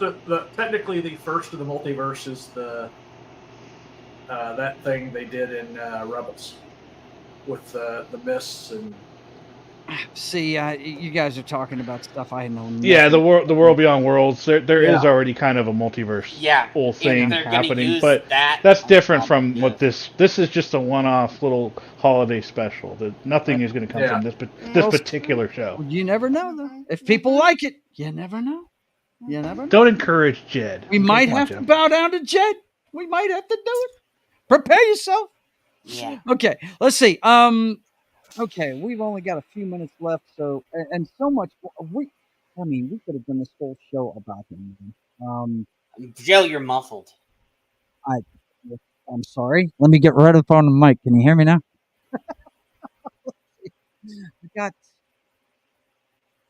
All right, here we go. Where do we leave off? Empire Strikes Back. Sounds like he's talking out of an asshole. Can you guys hear me? Yeah. All right. But you keep going, and then the next one, and yeah, I'm kind of in a hurry, so I hit the wrong fucking button. Conan the Barbarian. He plays Tulsa Doom in this flick. He's a great bad guy in it. This movie is awesome. It's one of the first R-rated movies I ever saw, and I just dig it. I love this one. I didn't like the sequel. I love this one. This one's fantastic. The whole Riddle of Steel and all that stuff, I loved it. I thought it was great. Knock, have you ever seen this one? Hello, knock. Sorry, I'm prepping. No, yeah. I mean, I'm an Arnold Schwarzenegger fan. Of course, I've seen this. Mm-hmm. Let's see. It's a gag from the Family Guy Star Wars parody. Oh, gotcha. Conan is on the list for must watches. Yeah, absolutely, man. Conan's one of the greatest ever. And then after he did Conan, of course, the next year was Empire Strikes Back. Return of the Jedi was the next one. Return of the Jedi is my personal favorite Star Wars movie. And it's because of my experience seeing it the first time. And I think I've told you guys this. I was first in line at a theater down in Metairie, Louisiana, with a bunch of my friends from leadership school who invited me up to the front of the line when I had been in the back of it at 6:30 in the morning, waiting for a 2:00 show. And everybody in there was Star Wars fans. And I mean, we were applauding every time one of the characters came on screen for the first time. And when Darth grabbed the Emperor and threw him over that rail, that whole place blew up, dude. It was amazing. It was the best movie experience I've ever had. And it's the reason why I try to go see all the stuff I love. Like the last one was the Deadpool movie. I went and saw it opening weekend. What I really like doing is going the first show that I can go to, but when you get older, you got to work and stuff and you can't do that anymore. But this movie right here was the best movie experience I ever had going to the movies. I recognize the fact Empire Strikes Back is probably a stronger film, but my first experience with this movie was the best time I ever had in a theater. It was fantastic. And I thought, what I always thought was the genius of Lucas is that he made the bad guy that James Earl Jones had so eloquently made us fear the good guy in the end of the movie. I thought it was just a brilliant stroke, man. I thought it was great. So anyway, let's see what else we got on the way through. I mean, there's so many, man. We've already talked about Hunt for Red October, Field of Dreams. Soul Man's on the list. He was on Highway to Heaven. Yeah, he was always on TV shows a lot too. Alan Quarterman. Yes. Yeah. Mm-hmm. Coming to America was probably the next big one in 1988. All right, Joe, I got to head out. Okay. I'm going to keep watching in the chat, but yeah, for sure. Take it easy, brother. Thanks for coming. All right. Good night, Knock. And we're fixing to be out of here pretty quick, guys, but I do have to finish mentioning his movies or we would not be complete. You know what I'm saying? Conan's sequel was a D&D film. And it, yeah, exactly. Destroyer that's what I thought of it too. Yeah. He had an appearance on LA Law, Three Fugitives. Field of Dreams came out the next year. Field of Dreams, guys, even if you're not a baseball fan, check that movie out. It's really about relationships between father and sons. That's what it's about. And it's really fantastic. It really is. Let's see. Saturday Night with Connie Chung. What? That's got to be an interview. Yeah. And he did so many great interviews, man. The Hunt for Red October in 1990. My gosh, what a great movie. And he plays a really integral part in that whole series. I think he dies in Clear Present Danger. That clip that we saw in the little thing about his career. I think he was on his deathbed in that scene. Yeah, he was. And yeah, so that's after he got attacked. I think right. I think no, he had cancer. I think he had. Did he have cancer? Yeah, it was the character had pancreatic cancer, and that's what he died of. Okay. Yeah. But there's so many great movies in here, guys, and so many appearances. I'm scrolling through now. Patriot Games. That's Sneakers. The second one of the Jack Ryan ones. Sneakers. That's right. He was in that movie. I forgot. Yeah, he's in that one. I mean, just so many. Go through his filmography, and you'll see some great stuff. I forgot he was in Meteor Man. Yep, Meteor Man. He was in that one. Confessions of Two Faces of Evil. Wow, a lot of television in here. A lot of it. Lois and Clark, Superman, The Lion King. Of course, that is my wife's favorite animated film that Disney ever made. Was this one right here. And he was the voice of, like Knox said earlier, he was the voice of everybody's dad, really, in that movie, the calming voice. And and he was Mufasa in this series. I think he voiced it in the live action one. It was so funny when we went and saw the live action one. I told my wife, I said, this is still animated. Yeah, it's just different. She said, she just smacked me. She said, "Shut up." You know what I mean? Let's see. Martin says, yes, Greer dies of cancer in clear and present danger. That's what I thought. Yeah. Field of Dreams is in Netflix. Works for me. Yeah, absolutely, man. You should check it. It's good. Sneakers is currently the last Blu-ray that I bought. Yeah. Sneakers is a good movie. Let's see what else we have. Clear and present danger. I'm trying to think if he had a big one after that one. Let's see. I forgot he was the narrator for Judge Dredd. Was he? Yeah. The Sylvester Stallone movie? Oh God. Wow. Well, he used his voice a lot, man. I bet you a lot of you see a bunch of them. Stargate SG-1. He's the voice of Eunice, or I guess that's how you pronounce it. Yeah, I knew that. He used his voice a lot. So, and I know there's a lot of Stargate fans around here. I know Knock loves Stargate. So, I love Stargate. Yeah. No Dark more Gate secrets. is awesome. No more secrets, Vince says from Snickers. Yeah, right. What a deaf man heard. That's the one that Matthew Modine, the picture I showed you earlier. That's where that came from. Monopoly, Star Wars. Good Lord.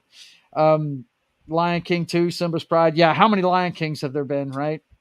About 10 billion. Angel. I'm scrolling through. Let's see if there's any big ones after the Jack Ryan series.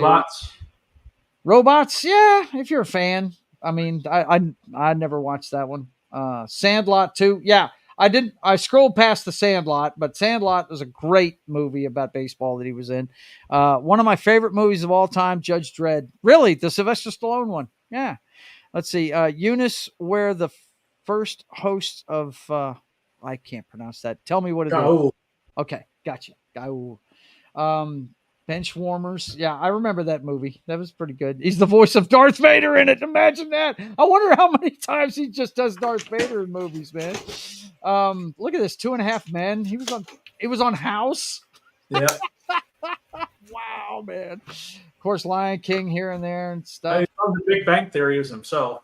It looks like Rogue One's probably no. I think the last credit with him as Darth Vader is Obi-Wan. Yeah, that's his last film credit. Is Obi-Wan the series? Yeah, and I guess the last film he appeared his face in is Coming to America too.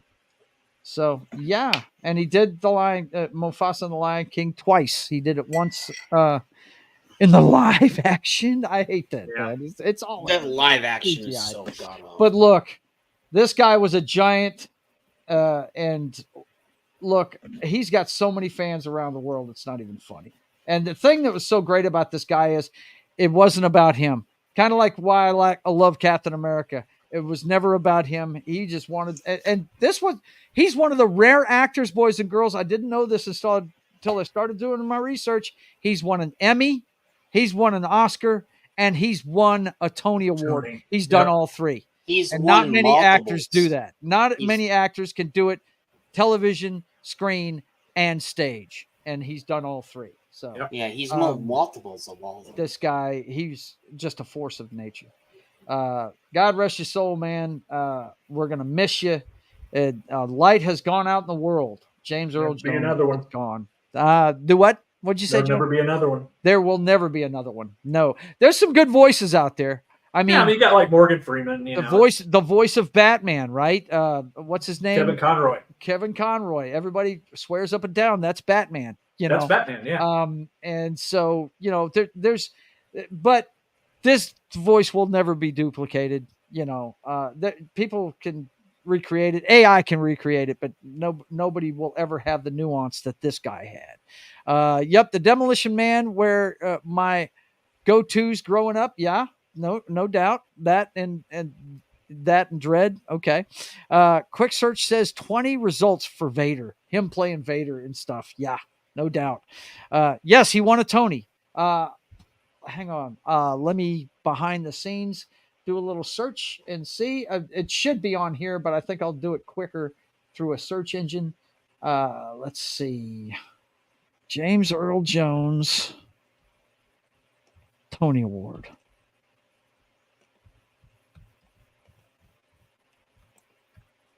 Here we go. Special Tony Award for Lifetime Achievement, says here. In 2017. Yeah. That's what he got. Yep. There you go. Yep. 2017. Which means it wasn't, it wasn't posthumous. He's still alive. They gave it to him, so for Lifetime Achievement. And that he got a Tony. He was a stage actor too. A lot of people don't know that. But yeah, he's there's not many people that have done that. I'm not sure who has done that trifecta, but I'll get that information and have it for you next week. How's that sound? I will look that up and find out. Or how about I just do this right here? It's got to be a short list, so. But anyway, or I'll put this right here in the we're about what you got. What is it? Because I just looked it up. I put it in the chat so everybody can see it. Oh, okay. I'm sorry. It's okay. But, it's too long. Here, I'll just show it to you. Okay. What you got? Can you do it? Yes, I'm dead air, man. Dead air. Right here. It's not dead air. Right there. Let's see. What you got? He was one of the few performers to achieve EGOT. Yeah. Grammy. He won a Grammy too? Yeah. Probably for reading the Bible. Probably. Yeah. You're probably right. He was inducted in the American Theater Hall of Fame in 1985. He was honored with the National Media of Arts in 1992. The Kennedy Center honored us in 2002. I do remember that. The Screen Actors Guild Lifetime Achievement Award in 2009 and the Academy Honorary Award in 2011.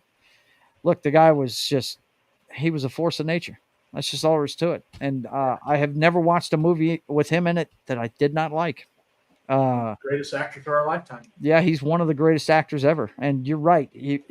There will not be another James Earl Jones. And I'm so glad we got this time to talk about him because he deserves it. And I'm telling you guys, if you've never seen Field of Dreams, it's one of the best movies he ever made. You need to watch it. It's about baseball, but that's the background. It's kind of like, The Walking Dead is one of the best Westerns you'll ever watch, but it takes place in a zombie movie, right? Same thing. Yeah, baseball is the background, but that's not what that movie's about, right? So definitely check that out. And I want to ask you guys, do you want to push anything before we get out of here? Or am I going to cover most of what you want me to do anyway? You're going to cover. Oh, yeah. Except for I'm canceling it. I am going to let them know that. Yes. Okay. So we talked about it before the show, man. I got you. Okay. So you're watching State of the Atmosphere. I'm glad we got through this one because I was really wondering because I was watching these clips earlier and going, damn. But anyway, State of the Atmosphere comes your way every Wednesday at 5:30 p.m. Central Time. Come check it out. We're going to let you know everything you need to know about pop culture every hump day at 5:30 p.m. Central. And then, of course, you can check me out working on my comic book at 1 p.m. Central Time on Friday. Sketching the Privateer comes your way every Friday at 1 p.m. Central Time. And then at 8 p.m. Central Time, it's John on Pop Culture Minefield with Game Night with John as he plays through the Telltale series of The Walking Dead. I believe you're in season 3 now? Yep. I'm getting close to finishing season 3. Yeah. And then we'll be starting the final season. And then we do Fallout Tale of Two Wastelands. Really? That's going to be awesome. Kick ass. Well, you'll see Knock on that show, Martin Acosta Santana be on that show, and you will see Jed when he's not busy. So you guys check them all out Fridays at 8 p.m. Central Time on Pop Culture Minefields Game Night with John. And then this Saturday, we will not have the MFA Roadhouse. I do believe in 2 weeks when we bring it back, though, we're going to do the first hour on YouTube. Yes? Yeah. Do Okay. first hour on Well- YouTube. I'm probably going to put it on Twitch too. And it's going to be on 3 places at once for the first time. There you go. We're going to do that in 2 weeks.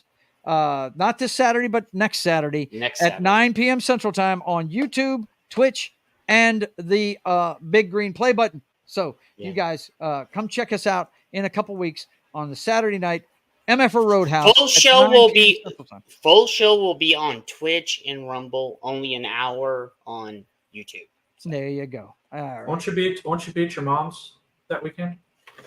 Me? Yeah, I will be, but doesn't mean Jed's not going to have a show. Yeah, that's true. Yeah, for sure.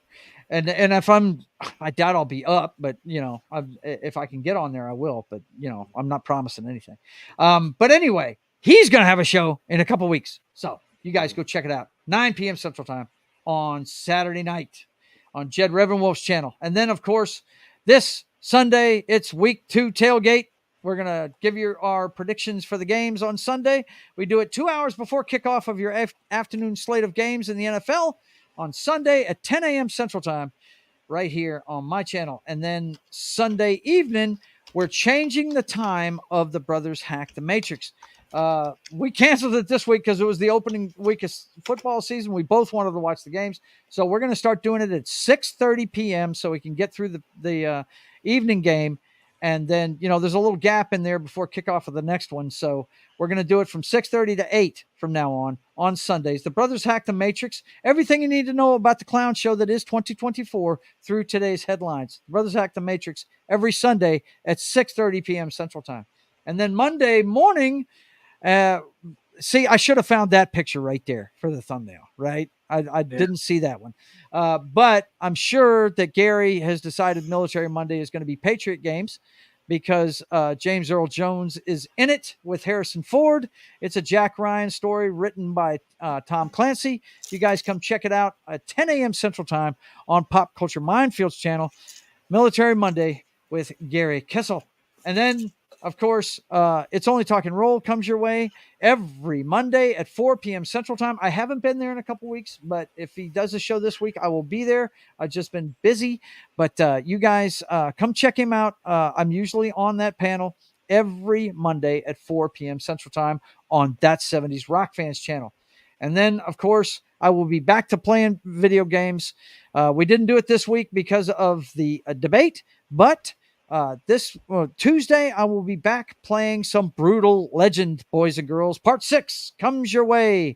And I got past the part that I couldn't get past when I played it before. So this is all new territory for me all the way to the end. So come check it out. Actually, I think just recently, Rob Halford joined the game. We've seen Lemmy from Motorhead. We've seen Ozzy Osbourne, but now Rob Halford's on a motorcycle running around with me now too. So you guys come check it out Tuesday at 10 p.m. Central Time on my channel. And then, of course, it's right back around to State of the Atmosphere at 5:30 p.m.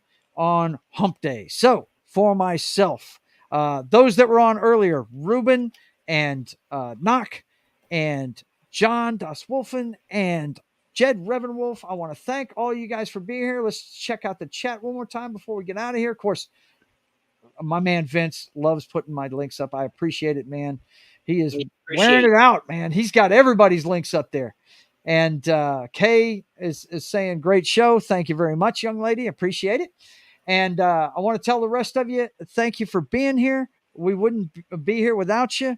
You guys like, share, subscribe, all that good stuff. Give us follows on the other platforms and things. And until we see you again, I want you guys to keep on keeping on. God bless.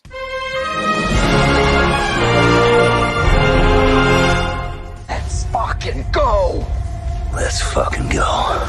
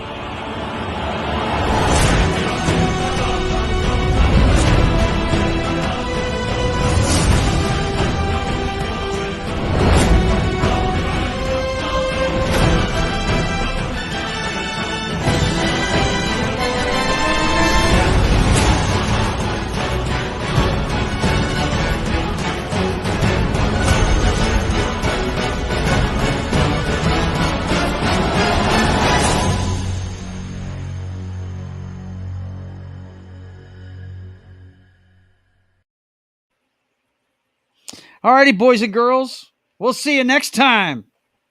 And don't forget, get your honey. Get it close. And Trump loves titties. Woohoo! See you next time, boys and girls.